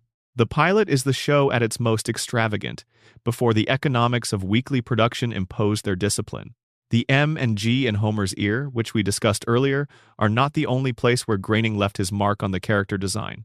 Look at the shape of Homer's hand, specifically the way his 4 fingers are arranged when his hand is relaxed. The specific curve of the fingers, the angle at which they rest, is the characteristic resting position of a left-handed person. Groening is left-handed. He drew Homer's hands from the inside out, from the felt experience of his own hands, and the result is that Homer Simpson, a character who has no established handedness in the show's narrative, has hands that are physically characteristic of left-handedness. Groening signed not just his initials but his dominant hand into the character's design. The episode titled The Springfield Files, which features agents Mulder and Scully from the X-Files investigating Homer's alien sighting, contains within the case file that Mulder and Scully open a document that is not from their case. Mixed into the Springfield Alien Investigation file is a page from a different file entirely. a document that, on a paused frame, is readable as a summary of a previous X-Files case from that show's canon. The case described in the document is a real X-Files episode, one that aired approximately 3 months before the Simpsons crossover. The document is a piece of real X-Files paperwork that has ended up in Springfield's file. Either the FBI has a filing problem, or the Springfield alien case is more connected to the broader X-Files mythology than the episode explicitly acknowledges. The Simpsons originated as shorts on The Tracy Ullman Show, and the transition from those shorts to the full series involved significant changes in character design, voice performance, and storytelling approach. The transition is usually described as a clean break. The show moved from the Ullman shorts to the full series and left the earlier material behind. But in the backgrounds of several episodes from the first 2 seasons, there are visual references to specific Ullman shorts that never made it to the full series, props that appear only in the shorts, background details that were established in the Ullman format and abandoned in the transition. These details appear in the first 2 seasons' backgrounds, as if someone in the background art department was drawing from the full library of Simpsons visual history, including the material that had been officially superseded, and incorporating it into the new show's environments without being told not to. In an episode from the show's 4th season, a travel agency appears briefly in the background of a street scene. In the travel agency's window, among the promotional materials advertising various vacation destinations, there is a small image of an Oregon license plate from the early 1980s. The plate is not from a car. It is displayed as if it is a piece of nostalgic Americana, a collectible or a decorative object. The Oregon plate, in the window of a Springfield travel agency, in an episode that has nothing to do with Oregon or with travel, is there. It is real. It is the right design for the right era.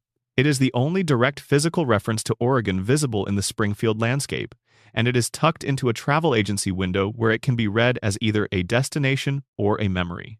Springfield Elementary School appears in dozens of episodes and is shown from the exterior in many establishing shots. The exterior of the building is an unremarkable brick structure typical of mid-century American school architecture. But on the roof of the building, visible in aerial establishing shots in several episodes, there is text that does not appear on the building's facade. The text, readable on a paused frame from these aerial shots, is not the school's name. It is a proper name, written in large letters on a rooftop, where it would be visible only from the air. The name has been on that roof since the 3rd season. Nobody has identified who it belongs to. 742 is also the number of days in a standard 2-year period without accounting for leap years, -1, a period that, in the internal timeline of the show's first season, corresponds to the approximate elapsed time between Homer and Marge's wedding and the birth of their first child. The address is not just a number with an interesting factorization. It is a timestamp, embedded in the family's address before the show had fully established its own timeline, marking the interval between the beginning of the Simpson family as a formal unit and its first expansion. In The Simpsons, the character who most closely inherits the life in hell visual tradition is not a rabbit but a human.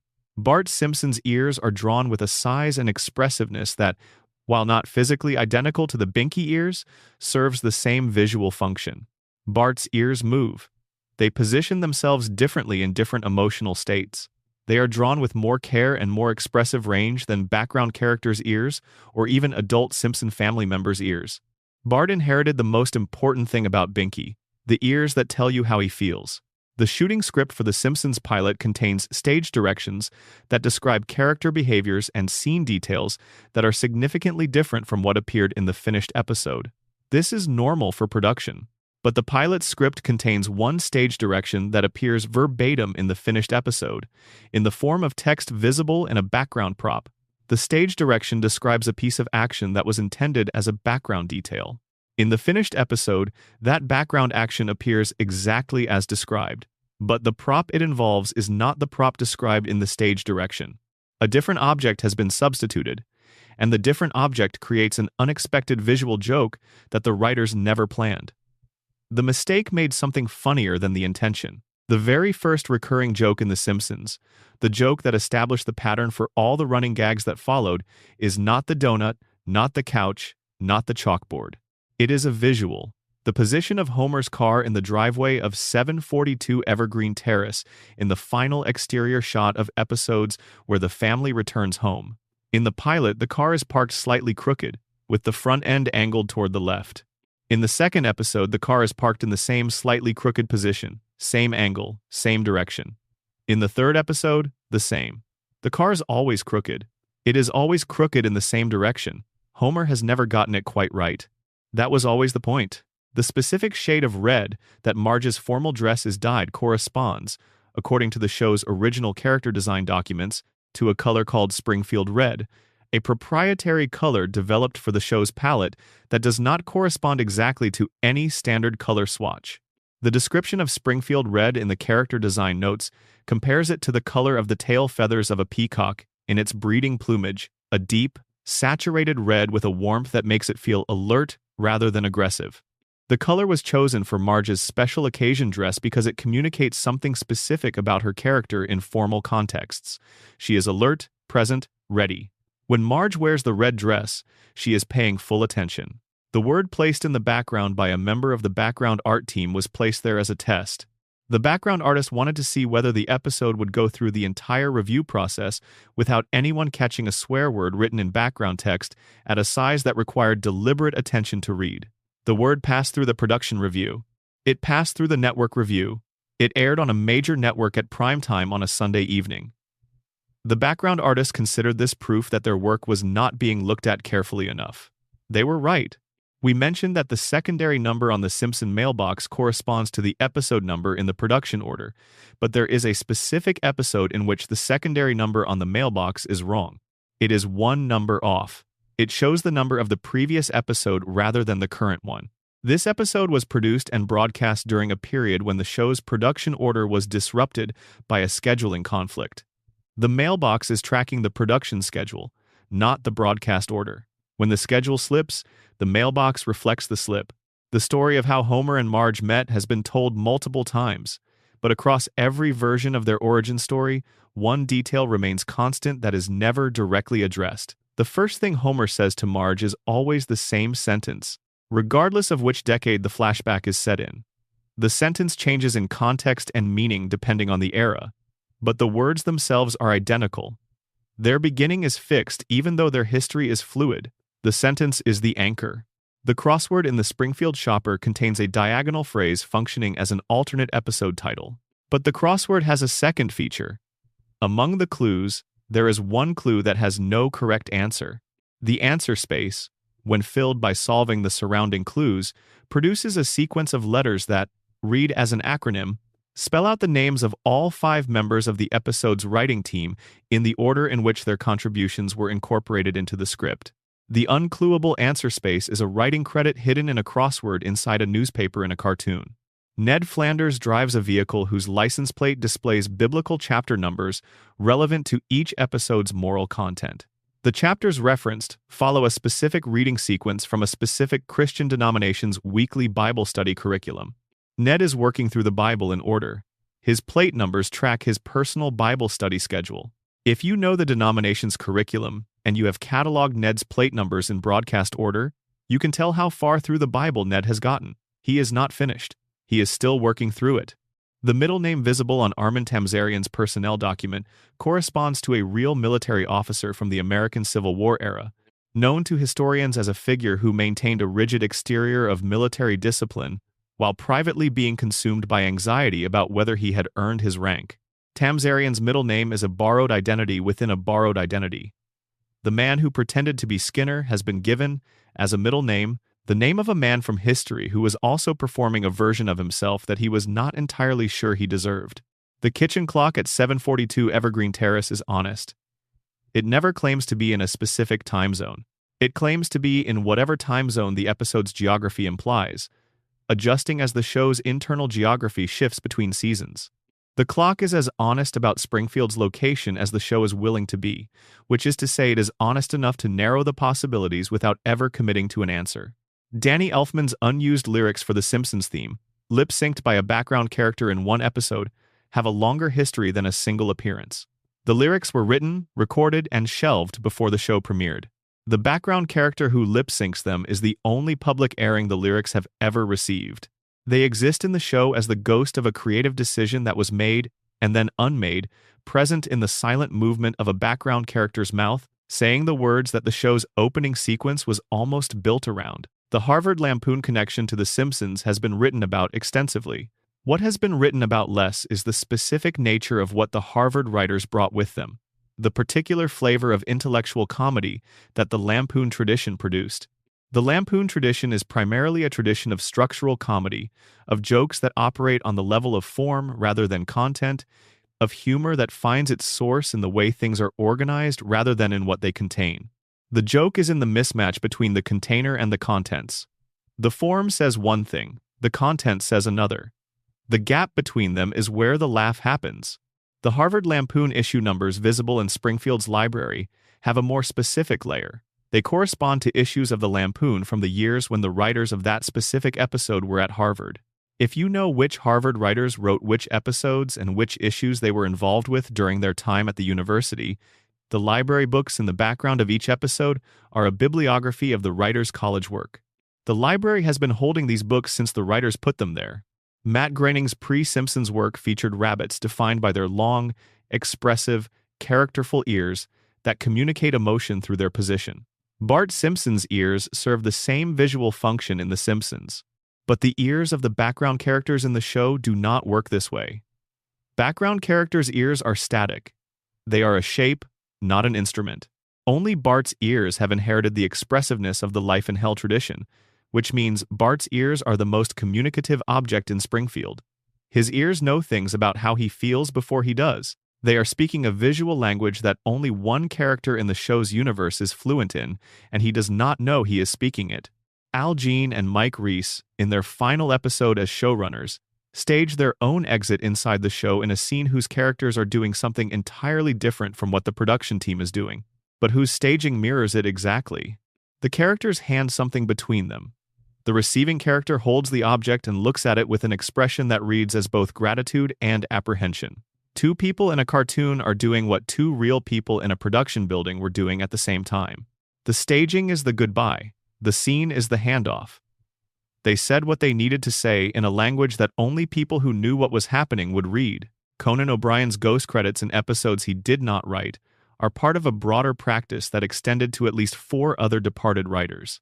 Each instance of a ghost credit corresponds to an episode that the departing writer had advocated for during their tenure. The ghost credit is an acknowledgement of influence. You did not write this, but you are the reason we could. The credits are a conversation the current team is having with the people who are gone, held in the typography of the end credits, in the format of professional attribution, visible to anyone who watches until the very end. The Gilbert and Sullivan opera quoted in Sideshow Bob's theme, The Mikado, is also an opera about the relationship between theatrical performance and genuine emotion, between the mask people wear in public life and the feelings they carry underneath it. Bob is a performer. He was literally a television performer before he became a criminal. His criminal career has the structure of theatrical performance. He monologues. He stages his villainy. He treats his crimes as artistic productions. The Mikado is in his theme because he belongs to the same tradition it belongs to, the tradition of elaborate theatrical performance as a container for genuine, uncontrollable feeling. The 3 functional phone numbers embedded in background props across different episodes formed a sequence. The first number's voicemail was the beginning of a story, the second was the middle, and the third was the end. Fans who called all 3 numbers in the correct order heard a complete story that had never been told in any episode of the show. The story was approximately 3 minutes long and was narrated by a writer who has never been publicly identified. The story is about Springfield before the show begins, before the Simpsons move to Evergreen Terrace, before anyone in the town has heard of any of them. The numbers are disconnected now. The story may be gone. The episode that was pulled before broadcast and re-edited carries the sound of its own surgery. There are 3 moments in the episode's audio where the background ambient sound cuts out completely for less than a second and then resumes at a slightly different audio level. These micro-cuts are the seams where the re-editing removed footage. The episode bears the scars of what was taken from it, audible to the careful listener, invisible to everyone else. The library card patron numbers format places Homer as one of the library's oldest registered patrons, registered before the library's current numbering system was in use. Whatever version of Homer existed in Springfield before the show began went to the library. The card proves it. Homer is older than the show. The Bob Hope pose in Krusty's dressing room is a specific comment on Krusty's relationship to the tradition of performing for captive audiences. Hope performed for soldiers who needed entertainment to survive. Krusty performs for children who cannot yet choose not to watch. The Hope photograph is in Krusty's room because Krusty is Bob Hope's comedic descendant in the most specific sense. Both of them have built careers on audiences who were there by necessity. The method by which episode titles are hidden in the opening credit sequence changes between different showrunners' eras. Under the first creative team, titles appear on flat surfaces. Under the second team, they appear in three-dimensional space. Under the third team, the titles begin appearing as reflections. Each creative era hides the title differently. The hiding place tells you who is hiding it. The handwriting of each era is in its secrets. Among the couch gags that appear to simply recreate the pilot's format, approximately one-third contain a single element that deviates from the blueprint in a specific, consistent direction. The element that deviates is always in the same part of the sequence, at the moment just before the family sits down. The deviation is always small, but it is always there, in the same part of the sequence, in the same third of the couch gags that appear to be faithful to the blueprint. Those couch gags are not faithful, they are close enough to seem faithful. The slowed-down version of the Simpsons theme used in emotionally weighty episodes has a counterpart. In episodes that resolve more happily than the setup suggested, the theme plays at a tempo that is slightly faster than normal. The acceleration is too small to be registered consciously by most listeners. But physiologically, the slightly faster tempo produces a slight uptick in alertness and energy in the listener, priming them for an episode that will be lighter than the setup suggests. The music is managing your nervous system before the episode has said a word. The sentence Homer always says when he first meets Marge, regardless of the decade, is ambiguous. It can be read as a compliment or as an observation. In the 70s version of the origin story, Marge hears it as earnest. In the 90s version, she hears it as ironic. In later versions, she hears it differently again. The sentence stays the same. Marge changes. The sentence is what Homer always says at the beginning. What he means by it is whatever Marge needs to hear. The complete record of Ned's license plate chapter numbers, as documented by fans who have tracked them across episodes, reveals that the chapters referenced follow the reading sequence of a specific Christian denomination's weekly Bible study curriculum. Ned is working through the Bible in order. His plate numbers track his personal Bible study schedule. He is not finished. He is still working through it. Somewhere in the episodes the show has yet to produce, Ned Flanders is going to finish the Bible. Nobody has been paying attention to when. The transition between the Jean Reese showrunner era and the following team involved a deliberate visual handoff. In the final episode of Jean and Reese's run, a prop is handed between two characters whose staging mirrors the physical act of handing over the production baton. The show staged its own creative handoff as a piece of background action in an episode. The characters were changing something. The show was changing something. The staging made them the same event. The caricature of the Bible Stories episode writer in the Garden of Eden segment is positioned in the segment at the moment when the story diverges most significantly from the biblical source material. The writer's caricature appears in the frame at the moment of greatest creative departure, as if to mark, "This is where I specifically stepped away from the text and did my own thing." The placement is a credit, marking not just the writer's presence but the precise location of their specific contribution.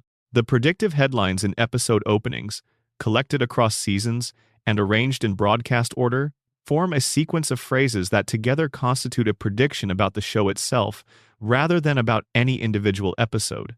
The headlines were not written at the same time. They were produced by different writers across different seasons. And yet, arranged in the order in which they appeared, they produce a coherent prediction about their own show's future. Either this is the most elaborate piece of long-game writing in television history, or the show's internal logic has a predictive power that the writers themselves may not fully understand. The background detail work in The Simpsons is produced under specific production conditions that have changed considerably across the show's 36-year history. In the earliest seasons, background art was produced by a relatively small team working with traditional animation materials.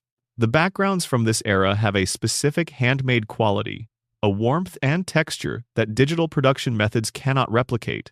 Beginning in the mid-1990s, the show transitioned toward digital production methods, and the backgrounds began to change in character.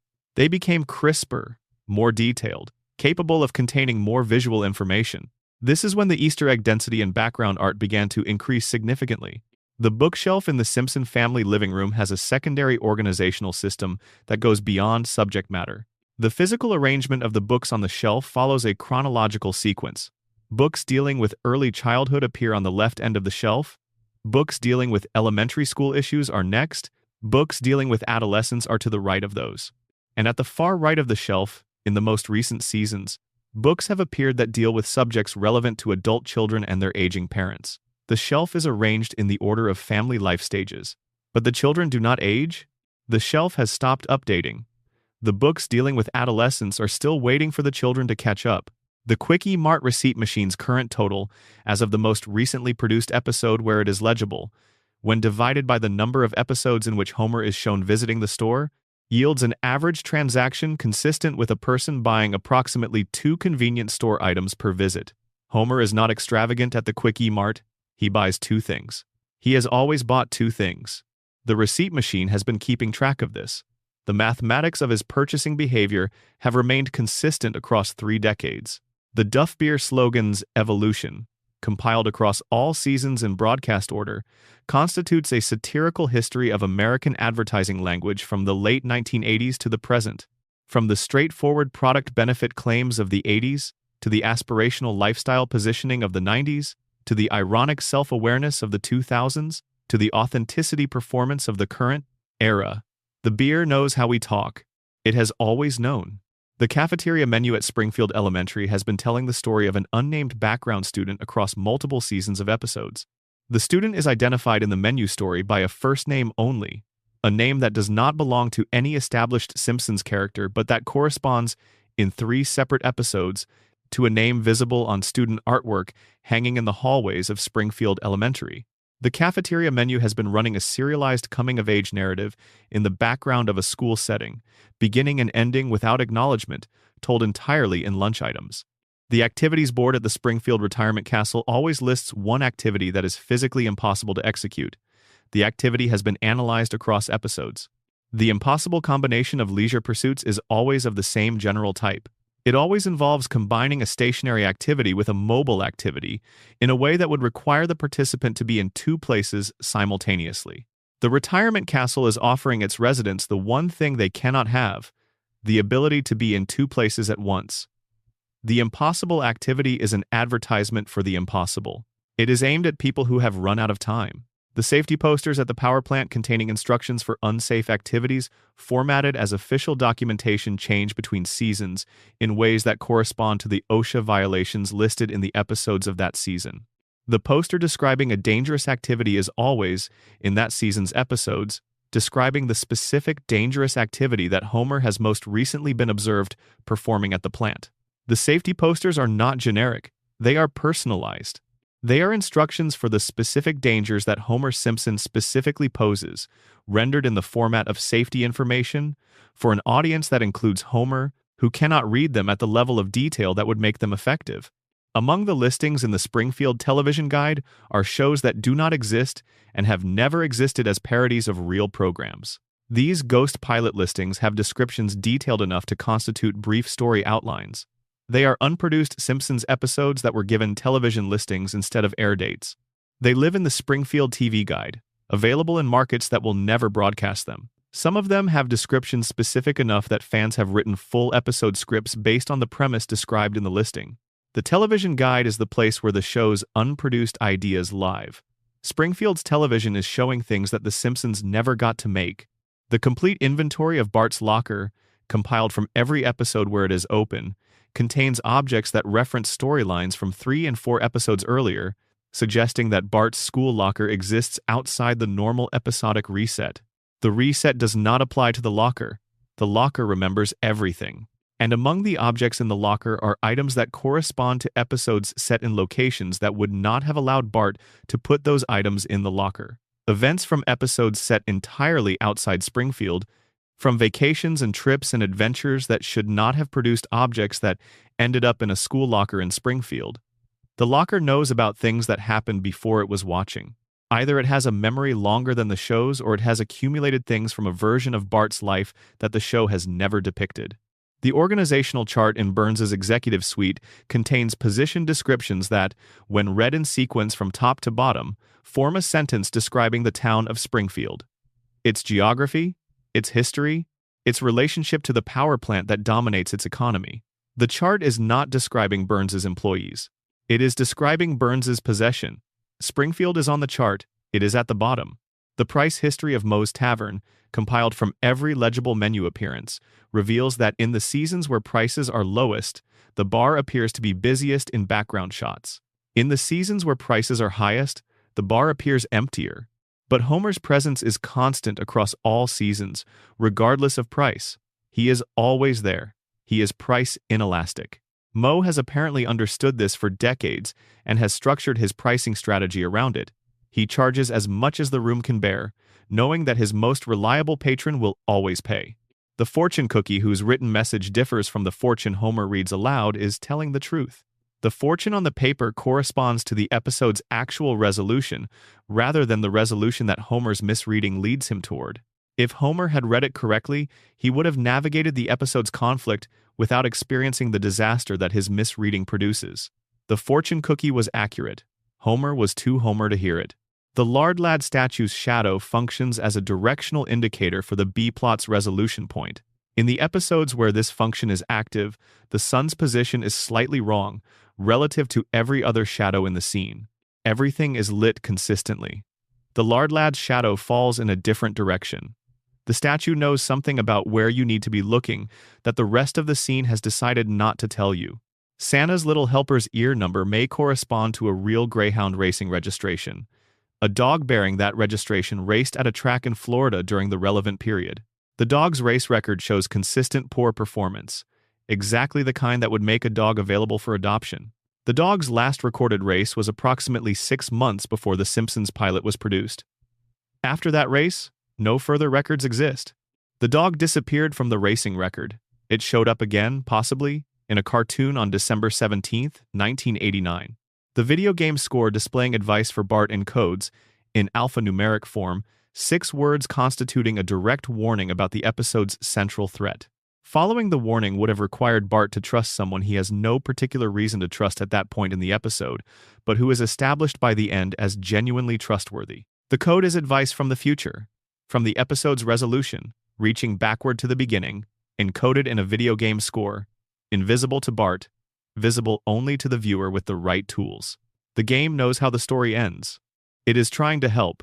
The reflection in the Krusty doll's eye, analyzed in high-resolution stills, depicts a figure whose proportions are consistent with an adult male of average height. The figure is not Homer. The proportions are different enough to rule out Homer's distinctive silhouette.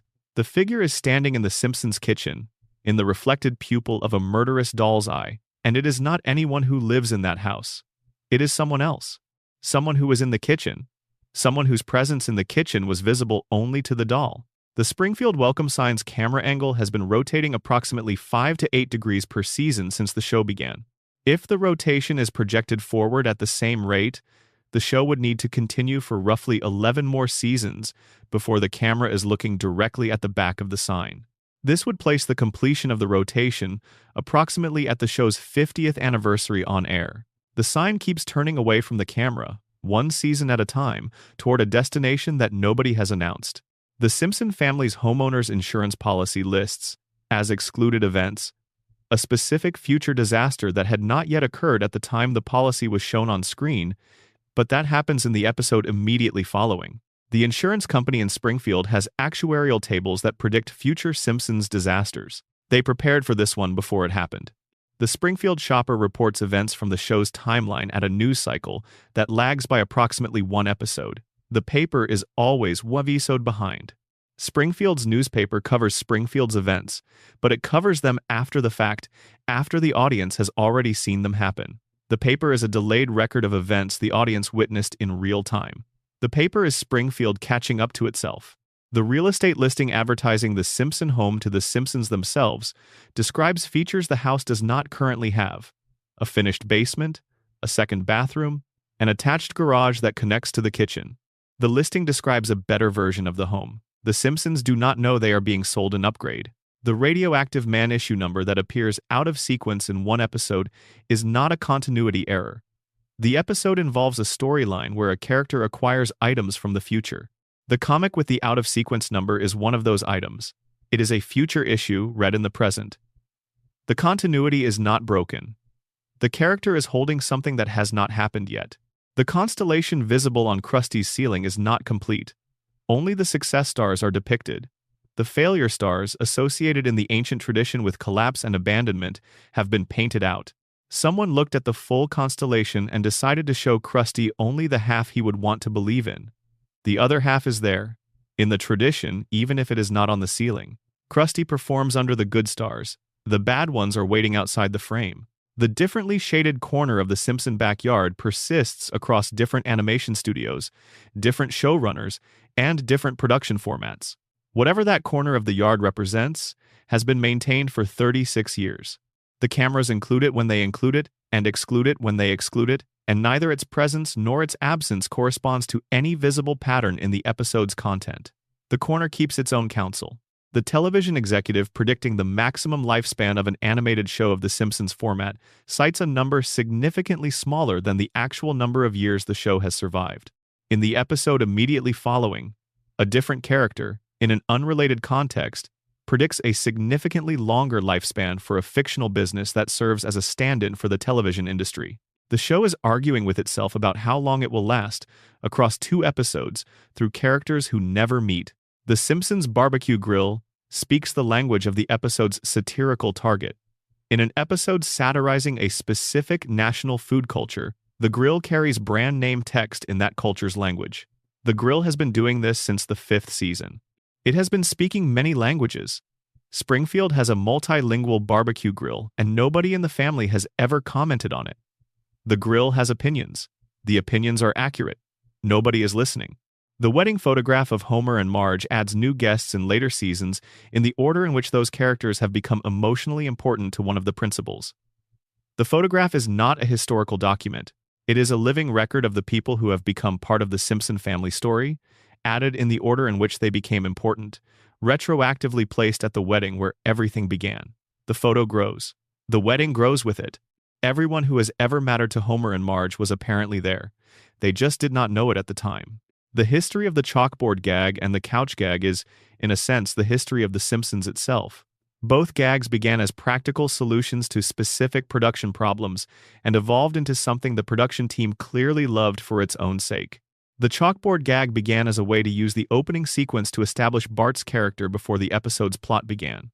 The couch gag began as a way to vary the length of the opening sequence to accommodate episodes of different lengths without cutting the sequence itself. Both began as functional solutions. Both became art forms. And within those art forms, the Easter eggs accumulated. The corner messages on Bart's chalkboard, compiled by fans who have tracked them since the mid-90s, tell a story not from Bart's perspective but from the perspective of someone watching Bart write his punishment sentences from outside the classroom, through the window. The messages in the corners are commentary on Bart's sentences from an external perspective. Reactions, annotations, disagreements with the punishment's fairness, occasional expressions of solidarity. Someone outside the frame has been writing notes in the margins of Bart's punishments. They have been doing this since the show began. The specific sentences visible as ghost text beneath the current punishment are not from the show's aired chalkboard gags. They are sentences that exist only as erased drafts visible beneath the current punishment. Either the board contains punishment sentences from episodes that were never produced, or the board contains a version of Bart's academic life that runs parallel to the show's but does not intersect with it. There are punishments that were served in Springfield that the audience never saw. The board remembers them. The unnamed teacher who appears in the earliest Springfield elementary classroom scenes before Mrs. Krabappel is established is shown from behind or in profile in every shot. Her face is never fully shown. The same classroom is shown from angles that would reveal her face in other shots within the same scenes, but those shots are always composed to exclude her head. She is being deliberately concealed. Before Mrs. Krabappel arrived, there was someone teaching Bart's class. The show has been hiding her face since before anyone noticed she was there. The couch gag that reads as a preview of a later episode's resolution was produced by a team working in the same physical building as the team developing the later episode. The later episode's storyline was in development during the couch gag's production. The couch gag may have absorbed elements of the later storyline through casual exposure, through overheard conversations in shared spaces, through the kind of creative cross-pollination that happens when people working on related projects share a building. The couch gag predicted the later episode because the people who made it were living in the same creative environment as the people who would eventually make the episode. Ideas move through buildings the way they move through any shared space. They leak. The Season 8 couch gag, where one family member enters from the wrong direction, is part of a broader system. In any episode where a character is operating against their established personality in some way, that character's physical approach to the couch in the opening sequence is altered. The couch gag is always describing the episode's central character dynamic before the episode begins. You can read the episode from the opening sequence. The couch gag is a miniature of the episode. It shows you who is moving differently before you know why. The anonymous student's test result in the lower right corner of the classroom bulletin board improves by a consistent increment in episodes that are resolved happily, and regresses by the same increment in episodes that are resolved unhappily. The anonymous student's academic performance tracks with the emotional resolution of the Simpsons episodes surrounding them. They improve when Springfield is doing well, and struggle when Springfield is struggling. They are a barometer for the show's emotional weather, visible in a small piece of paper on a bulletin board, with no name attached. The couch grows wider across the series at a rate that tracks with the expansion of the show's production budget. In the seasons where the production budget for individual episodes was held steady or reduced, the couch does not grow. The couch is a visualization of the show's economic history, expressed in upholstery square footage. The sophisticated answers in Bart's homework margins appear almost exclusively in two subject areas: creative writing and mathematics. Never in history. Never in science. Bart's secret intellectual capacity is a writer's and a mathematician's. He understands story and he understands numbers. He is someone who deals with what is directly in front of him and finds unexpected solutions in the moment. He is not interested in what happened before. He is interested in what is happening now and what will happen next. The visual quote from Blackboard Jungle in the chalkboard sequence frames Mrs. Crabapple, not Bart, as the film's protagonist. She is a dedicated educator operating in a broken institution, genuinely trying to reach a student who has already made peace with being unreachable. The chalkboard sequence is Blackboard Jungle told from the teacher's perspective. Bart writes, Mrs. Crabapple assigns the writing. The sequence is about her trying and about him tolerating the trying. The chalkboard is where her effort and his indifference meet every episode, and the effort keeps showing up even knowing what the indifference will do with it. The unproduced couch gag, described as too quiet, showed the family arriving at the couch normally, sitting down, watching television, and then a slow camera zoom out from the living room window, revealing that Springfield is very small, and then revealing that the things around Springfield are other televisions. Springfield is on a television. The Simpsons are watching television while being watched on television. The couch gag was rejected because the zoom took more time than a couch gag's budget allowed, but the idea was finished.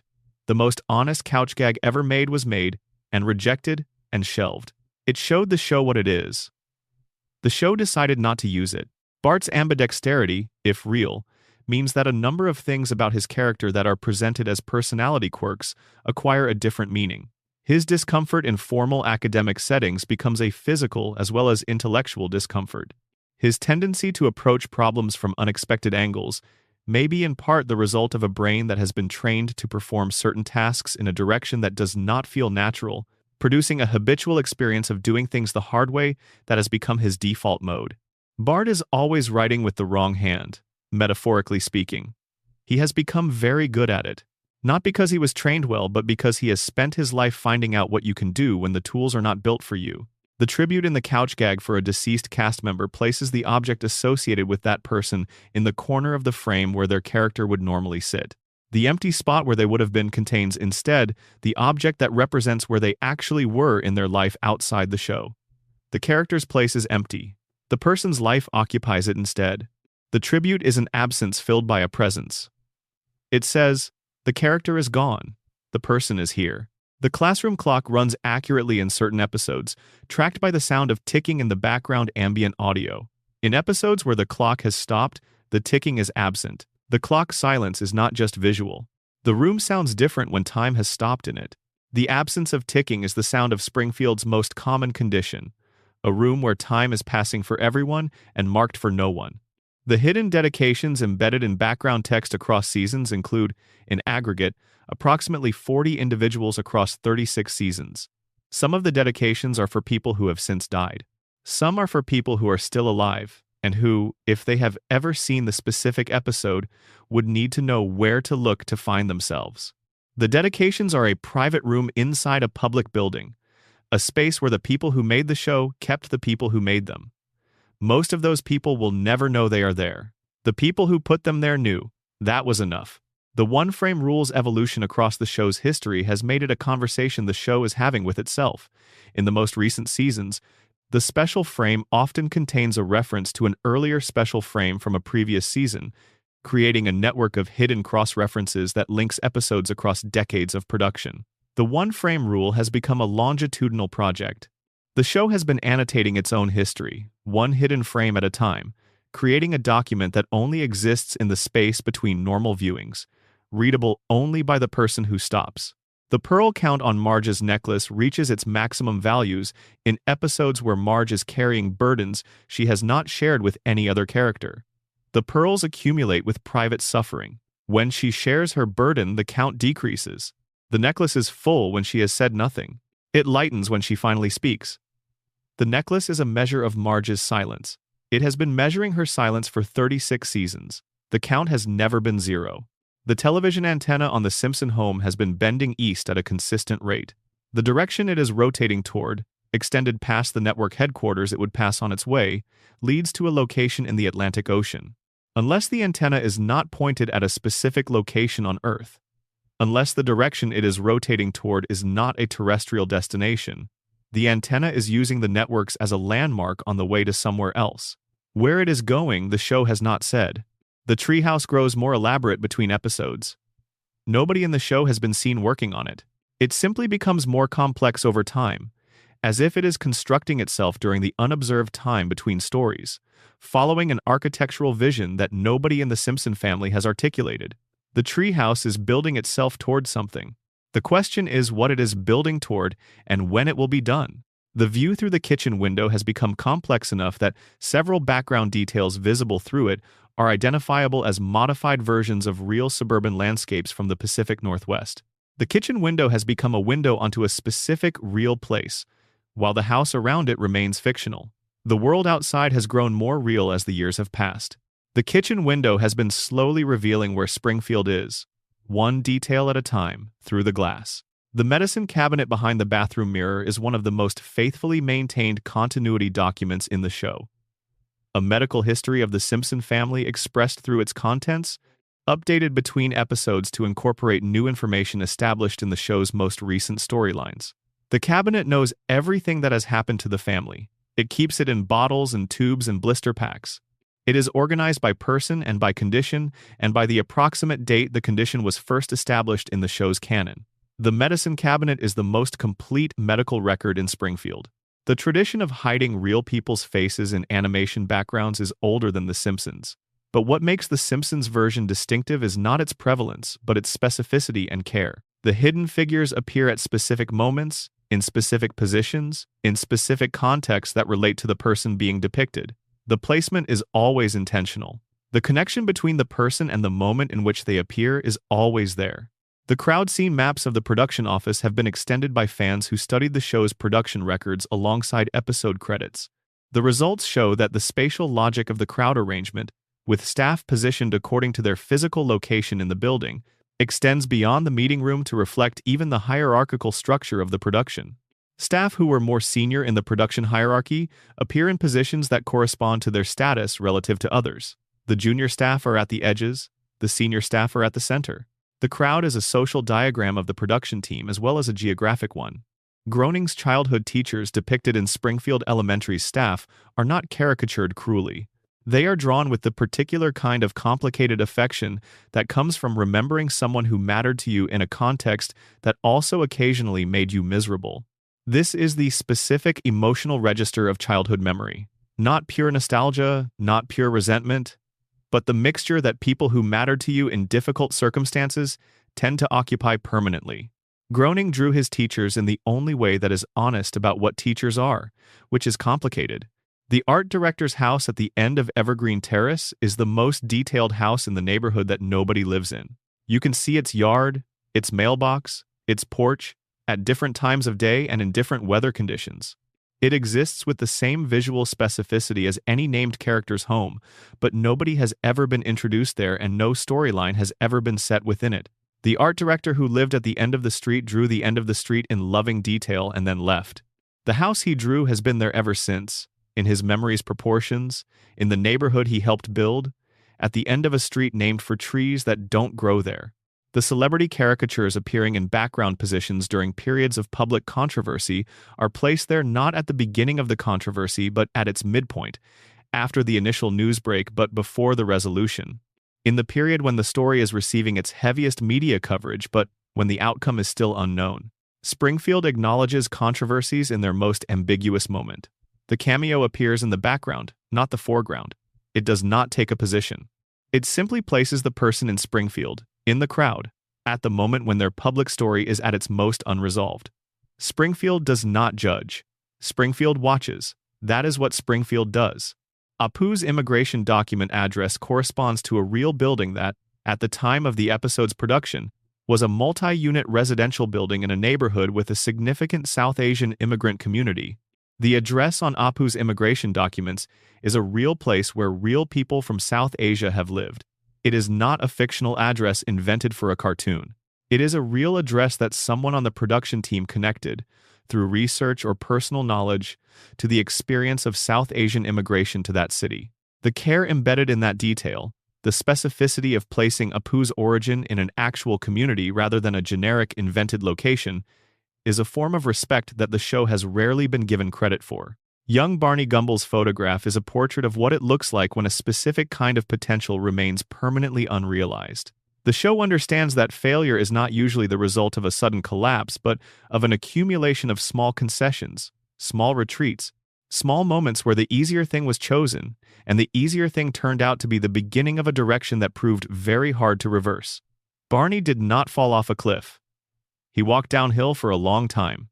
The photograph shows him at the top of the hill. His face has not yet learned what it will eventually know. Dr. Hibbert's extra degree from the institution that does not grant medical degrees is, as we noted, a credential in a field that would make him a better doctor than his medical degree alone makes him. But there is something additionally interesting about its placement on his office wall. It is not prominently displayed. It is not in the center of the wall where the medical degrees are. It is in the corner, partially behind a filing cabinet, visible only in shots where the camera is positioned in a specific angle that most episodes do not use. Dr. Hibbert knows his extra qualification is unusual. He has put it where most people will not see it, but it is there. He has not hidden it entirely. He has placed it in the corner, where it can be seen by anyone who knows to look in that direction. The background duplicates of the main Simpsons characters appear most frequently in episodes dealing with identity and its instability. When the show is thinking about what it means to be yourself, it populates Springfield with versions of its main characters who are there but who are not quite the real thing. The duplicates are a visual metaphor for the episode's thematic content, and nobody in Springfield notices them, which is itself a detail that works as metaphor. In a town built on the collective agreement to not notice what is uncomfortable, additional Simpsons, walking around unacknowledged, is simply part of the texture. The real jazz musician whose appearance inspired the music teacher character heard a piece of music written to sound like what he sounds like, performed in a cartoon in a different person's voice. The piece has never been published or recorded outside the episode. The musician on whom the character is based described the experience of hearing it for the first time as one of the stranger experiences of his professional life. He had spent 40 years developing a sound. Someone had listened carefully enough to that sound to reconstruct it as a 40-second composition for a background scene in a cartoon. He was heard, not by a critic, not by an awards committee, by someone who was paying enough attention to know what he sounded like, and who put that sound into the world in a place where hardly anyone would notice it was there. The 100th episode's hidden group signature contains approximately 340 names. The names are organized in the order in which each person joined the production. The first name is Matt Groening. The last name is a production assistant who joined the show as a temporary employee in the week before the 100th episode's final production deadline. They were there for 1 week, they are on the list. The document does not distinguish between people who were there for 4 years and people who were there for 5 days. Everyone who was in the building when the 100th thing was made is in the document. That is the only criterion, presence. The only requirement for inclusion was being there. The dentist who appears in the background of hospital scenes in the same episodes as dental events in the Simpson family's lives has been tracking their teeth since the 3rd season. He is always there when teeth are in danger. He has been watching the Simpsons' mouths for decades, appearing in episodes without dental plotlines never, appearing in episodes with dental plotlines always. He knows something about the patterns of their dental health that even their own regular dentist may not have assembled. Springfield's unnamed background dentist may have the most complete dental history of the Simpsons family of any professional in the town. The Springfield Police Evidence Room contains physical proof of things that happened in Springfield that the police apparently collected but never acted on. It is a room full of unsolved cases, cataloged and shelved, gathering dust in a building full of people who stopped looking. The evidence room is Springfield's conscience, stored in cardboard boxes. The town has the information. The town simply has not done anything with it. This is Springfield's most consistent characteristic. It collects evidence of its own problems, and then organizes the evidence, and then does not act on it. The evidence room is the physical form of Springfield's most fundamental habit. The Springfield night sky, which began as generic illustrative stars in the earliest seasons, became increasingly accurate to real star fields beginning in Season 6. The stars are now in approximately correct positions for the latitude and longitude consistent with the geographic clues in each season's episodes. Springfield's sky became real. The stars moved into their actual places, and they have been there ever since, accurate to a location that nobody in the show has ever admitted to. The sky knows where Springfield is. The sky has been saying so for 20 seasons. The characters do not look up. The composite sound of Bart's skateboard is made of recordings of real skateboarders making mistakes. The sounds of errors and misjudgments and near falls, assembled into the sound of confident mastery. Bart's skateboard sounds like expertise. It is made of imperfection. This may be a profound piece of accidental symbolism, or it may be a deliberate piece of sound design philosophy. Either way, it is true. The sound of competence is the sound of many accumulated failures edited to ensue a single fluid motion. You hear the mastery. The errors are in every frame. The geography of Springfield is one of the show's most beloved and most frustrating mysteries. A town that can be located on a map is a town that can be regulated, inspected, assessed, and held accountable. A town that exists somewhere between Ohio and Nevada, between the coast and the heartland, between the mountains and the desert, is a town that belongs to the space between jurisdictions. Springfield has always needed to be between things. The geography is a legal strategy, and it has been working for 36 years. The power plant's migration across Springfield's map has been confirmed as directionally consistent. Approximately 80% of episodes where both the wind direction and the plant's position are determinable show the plant upwind of the residential population. The geography of the show is oriented around this relationship. Springfield does not just have a nuclear power plant. It is positioned relative to that plant in the specific way that maximizes the plant's influence over its air and water and weather. The town is built in the position that makes the most harm possible. The geography of harm is intentional. It was chosen before the first episode aired. It has never changed. Evergreen Terrace's curvature functions simultaneously as a mirror of the family's emotional movement and as a directional indicator pointing toward external versus internal threats. The street knows where the danger is. It bends away from external threats and into internal ones. Across 36 seasons, this means the street has bent in both directions many times. The family has faced threats from outside and from within with equal frequency. The street has accommodated both without complaint. It bends as needed. It has always bent as needed. The street is the most flexible thing in Springfield. The Simpson garage's contents are organized archaeologically, with the oldest abandoned projects at the back and the newest nearest the door. The garage is a stratigraphic record of Homer's history. If you could excavate it, you would find the evidence of who Homer has been trying to be since the show began. The deepest layer corresponds to Homer's earliest enthusiasms from the first seasons. the projects and hobbies and ambitions that came before any of the projects and hobbies and ambitions that followed. Homer is always closest to whatever he has most recently tried to be. Everything he has been before is behind him, getting buried a little deeper each season. The garage is a monument to all the Homers who did not last. Moe's storage room extends, based on the angles at which it has been partially visible, to approximately 3 times the size of the building's exterior. What the storage room contains beyond the standard bar inventory is not established. Springfield has large storage rooms. It keeps things in them. It keeps the doors mostly closed. The storage room at Moe's is large enough to contain something that would explain a great deal about what Moe's Tavern actually is. The door is mostly closed. Whatever is in there has been in there since at least the second season. The First Church of Springfield's empty pew, which remains unoccupied when the sermon's subject matter is most relevant to whoever should be sitting there, has been tracked across episodes.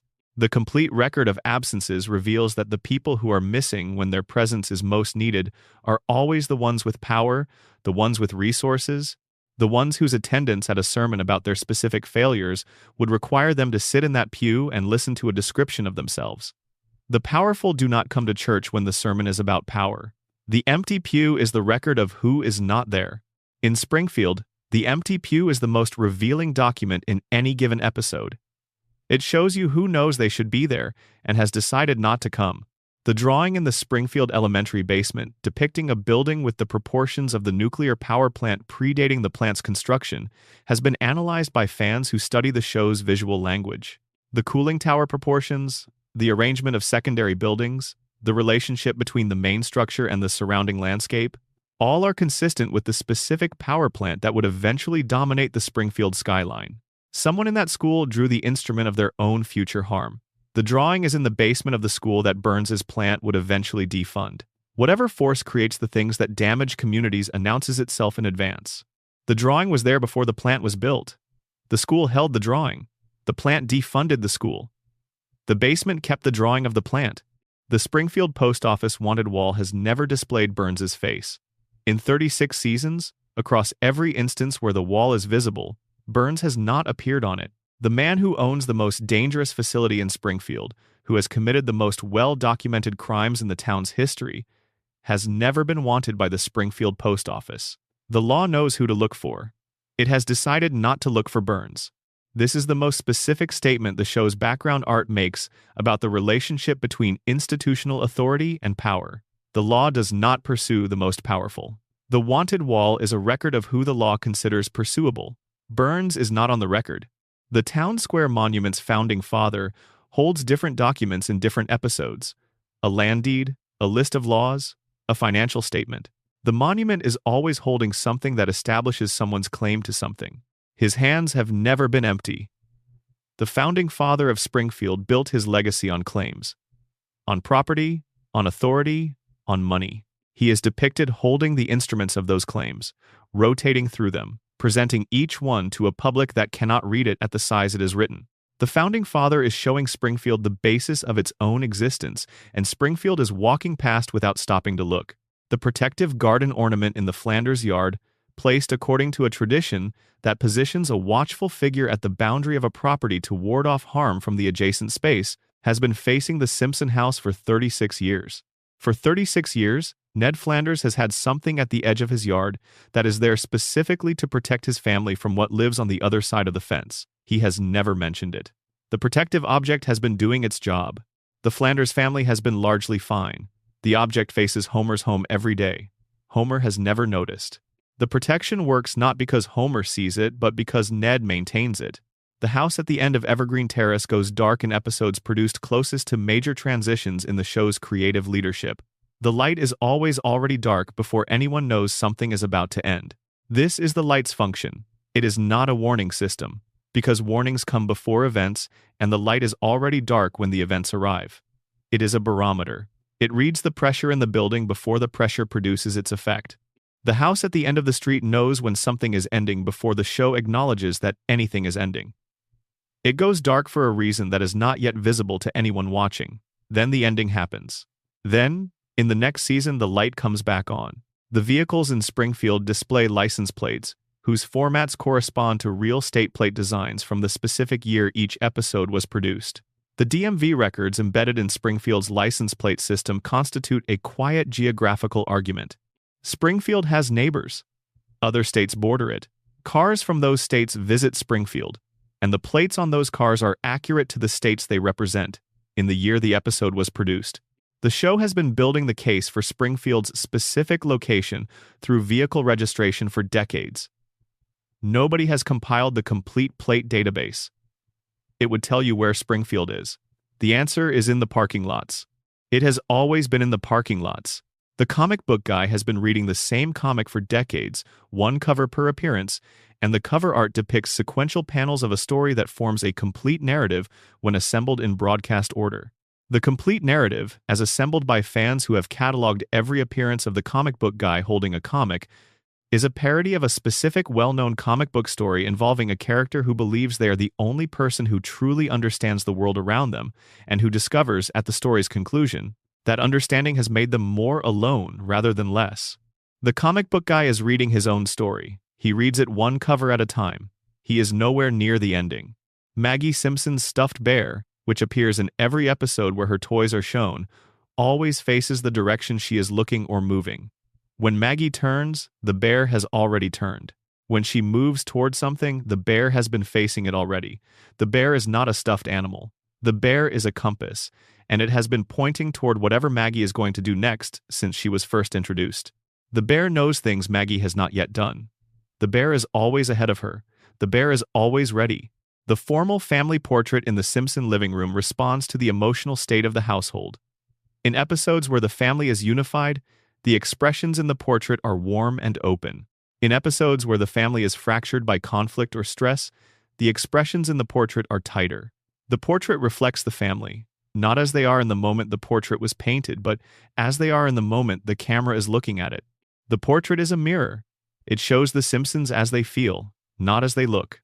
It is the most honest mirror in Springfield. It changes with them. It has been changing with them since they moved in. The single frame embedded in the black slate before each episode's content begins contains an image corresponding to the episode's B-plot. The frame announces the secondary story before the episode has given the viewer any information about what is going to happen. It exists below the threshold of normal human perception. It is the show speaking before it speaks. Before the title, before the couch gag, before the first scene, the show has already told you what it is going to be about. It has always already told you. You have to be looking in a direction that most people never think to look. Sound is the part of The Simpsons that most people have never thought about carefully, and it is the part that rewards careful thought the most. The show's audio architecture is extraordinarily precise.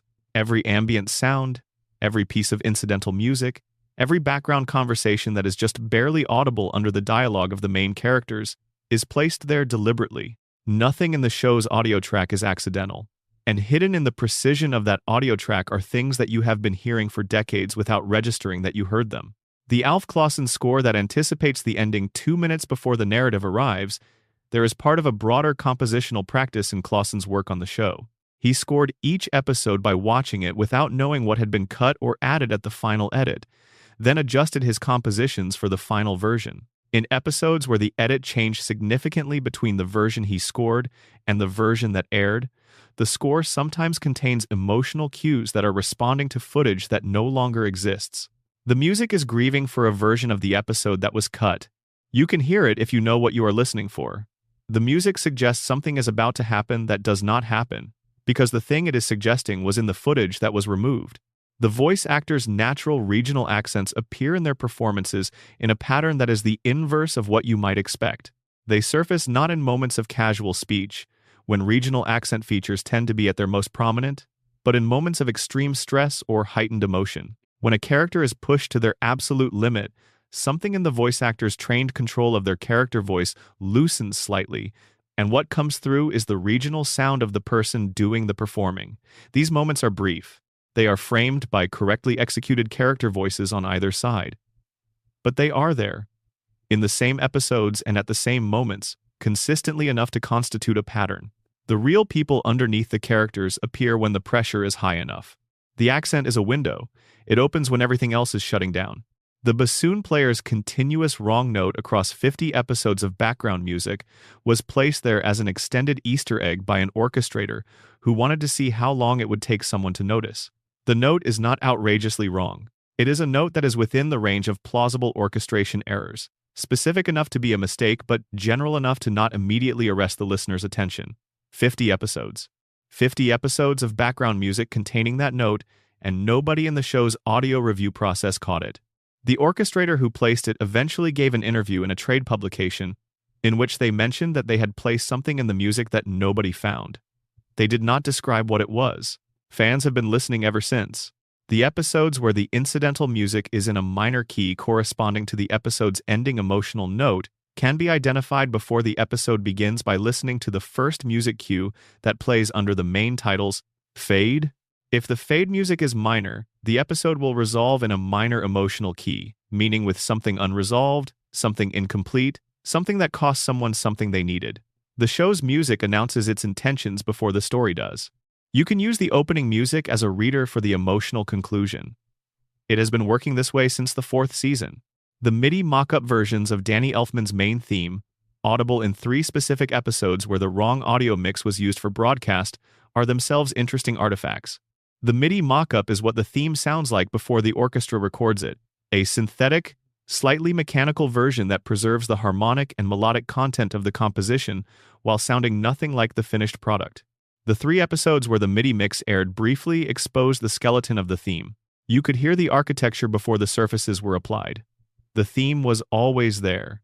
The orchestra makes it feel like something. The MIDI version reminds you that what you are feeling has a structure under it.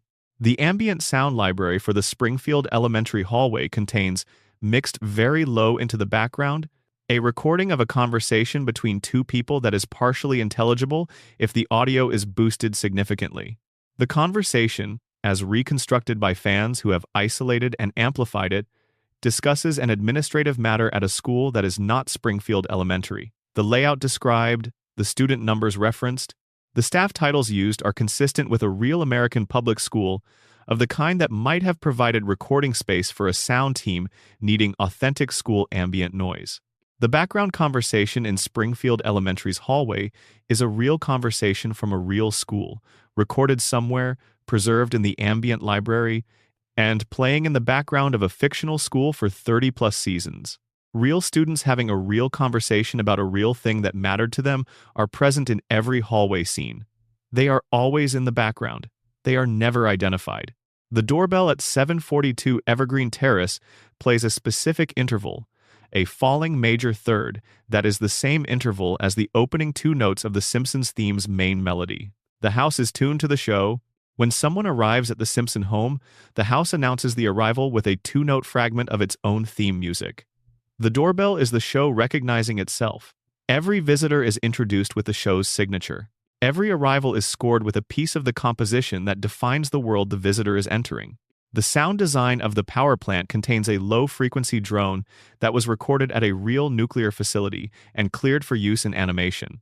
The drone is below the normal threshold of conscious audio attention. It sits beneath dialogue, beneath incidental music, beneath all the sounds that the listener is actually tracking. It is present when the plant is shown. It is absent when the plant is not in frame. Viewers who have watched the show with subwoofers capable of reproducing the frequency have reported a mild but consistent unease in power plant scenes that they cannot attribute to the visual content. The visual content of power plant scenes is often comic. The sound beneath it is not. The show is doing 2 different things at once in those scenes, and most of the audience only consciously registers one of them. The Treehouse of Horror anthology format gives the show's writers a space that operates under different rules than the regular season. In the regular season, consequences must be contained within a single episode. In the Halloween specials, consequences can be permanent. Characters die and stay dead. The world changes and does not change back. The show is permitted, within this format, to say true things about its characters that it cannot say in the main continuity, because in the Halloween format, nothing that is said is binding. This is why the most honest things the show has ever said about its characters appear in the Halloween episodes. The Halloween format is where the show confesses what it knows. And because it is framed as horror, as nightmare, as the irrational excess of the imagination, nobody has to take it seriously. The show uses the Halloween format the way people use dreams, to process what they cannot process in daylight. The recurring Halloween set that changes slightly each year has been changing directionally. The changes are not random variations, but cumulative alterations that, across the 35-plus years of Halloween specials, add up to a complete redesign of the set from its original configuration. The set has been slowly transforming. The transformation is gradual enough that no single year's change is dramatic, but the distance between the original set and the current set is enormous. The Halloween set has been changing the way Springfield has been changing, one detail at a time, slowly enough that no one notices until they look at where it started and where it is now. The mirror in the Halloween bathroom vanity reflects a different bathroom than the one it is in. The bathroom in the reflection has features not present in the visible bathroom: a window, a door in a different position, a medicine cabinet on the opposite wall. The reflection shows a bathroom that could be in a different house. It could be in any house. The mirror in Springfield's Halloween special bathroom is not reflecting what is in front of it. It is reflecting something else. What it is reflecting is the house the story originally happened in before it was relocated to Springfield. The mirror is still showing the original place. The Treehouse of Horror episodes have hidden within their opening credit sequences a set of names that are not production credits. They are the names of horror films, horror writers, horror directors, and horror characters that the writing team considered when developing that year's special, but did not ultimately use as source material. The unused influences are preserved in the opening credits as a bibliography of the road not taken. Every Treehouse of Horror special has a shadow version, a version that would have used different source material, told different stories, been scared by different things. The opening credits of the actual version list the shadow version's influences. The show tells you what it almost was. The character who dies at the beginning of every Treehouse of Horror before the anthology segments begin is always the character who, in the previous season's regular episodes, caused the most lasting change to Springfield's status quo. The character who disrupted things the most gets killed first in the annual reset. The Halloween special is where Springfield takes its annual revenge on whatever changed it most in the preceding year. The death is temporary, as Halloween deaths are, but the impulse behind the death is real. Springfield kills the thing that disturbed it. It does this every year. Then everything goes back to normal. The meta layer of The Simpsons is where the show becomes most honest about what it is. In the regular episodes, the show maintains the fiction that Springfield is a real place inhabited by real people. In the meta episodes, the show looks at that fiction and acknowledges it. The acknowledgement is always comic, always framed as a joke, always dressed in the costume of absurdism. But underneath the absurdism, the acknowledgement is genuine. The show knows what it is. The meta episodes are the moments when it cannot quite pretend not to. The specific character who breaks the fourth wall most often is not Homer, despite Homer's apparent obliviousness being the most frequent vehicle for genre awareness gags. It is Lisa. Lisa is the most genre-aware character in Springfield. She knows what kind of story she is in. She knows what the conventions of the story require of her. And she periodically, quietly, with the resigned precision of someone who has known the truth for a long time and has made peace with it, speaks directly to the camera or addresses the audience or comments on the structure of the episode in a way that only makes sense if she knows she is in a television show. Lisa's genre awareness is consistent with her characterization in every other dimension. She is the character who reads the most. She is the character who understands systems. She is the character who sees patterns. Of course, she has also read the pattern she is in. Of course, she sees the system that contains her. She has always been too smart for Springfield. She is also too smart for the show. The fourth wall breaks with her because she is the character who cannot help noticing that there is a wall there. The specific episode where all 5 main Simpsons characters speak directly to the camera simultaneously, without breaking out of the scene or acknowledging the device as a joke, is the episode in which the show comes closest to dropping the fiction entirely. They are all looking at you. They are all speaking to you. The scene continues as if this is normal. Nobody in Springfield notices that the family has turned to address someone who is not there. The episode resolves normally. The credits roll. The show continues in the next episode as if the moment did not happen.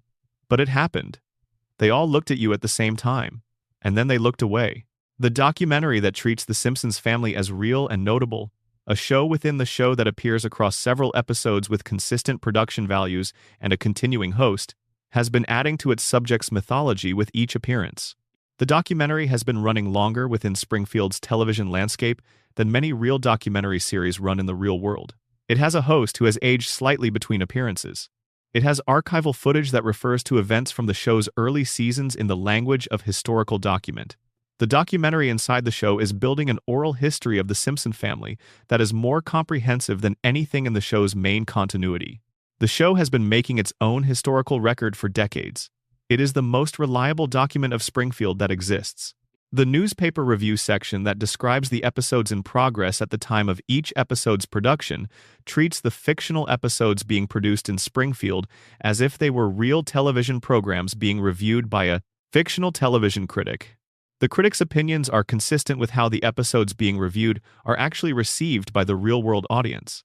The fictional television critic inside Springfield has the same taste as the real-world audience outside it. Either the writers are making accurate predictions about how each episode will be received, or the fictional critic's opinions are calibrated to match the anticipated real-world reception. Either way, the Springfield television critic knows what is good. They have been right for 36 seasons.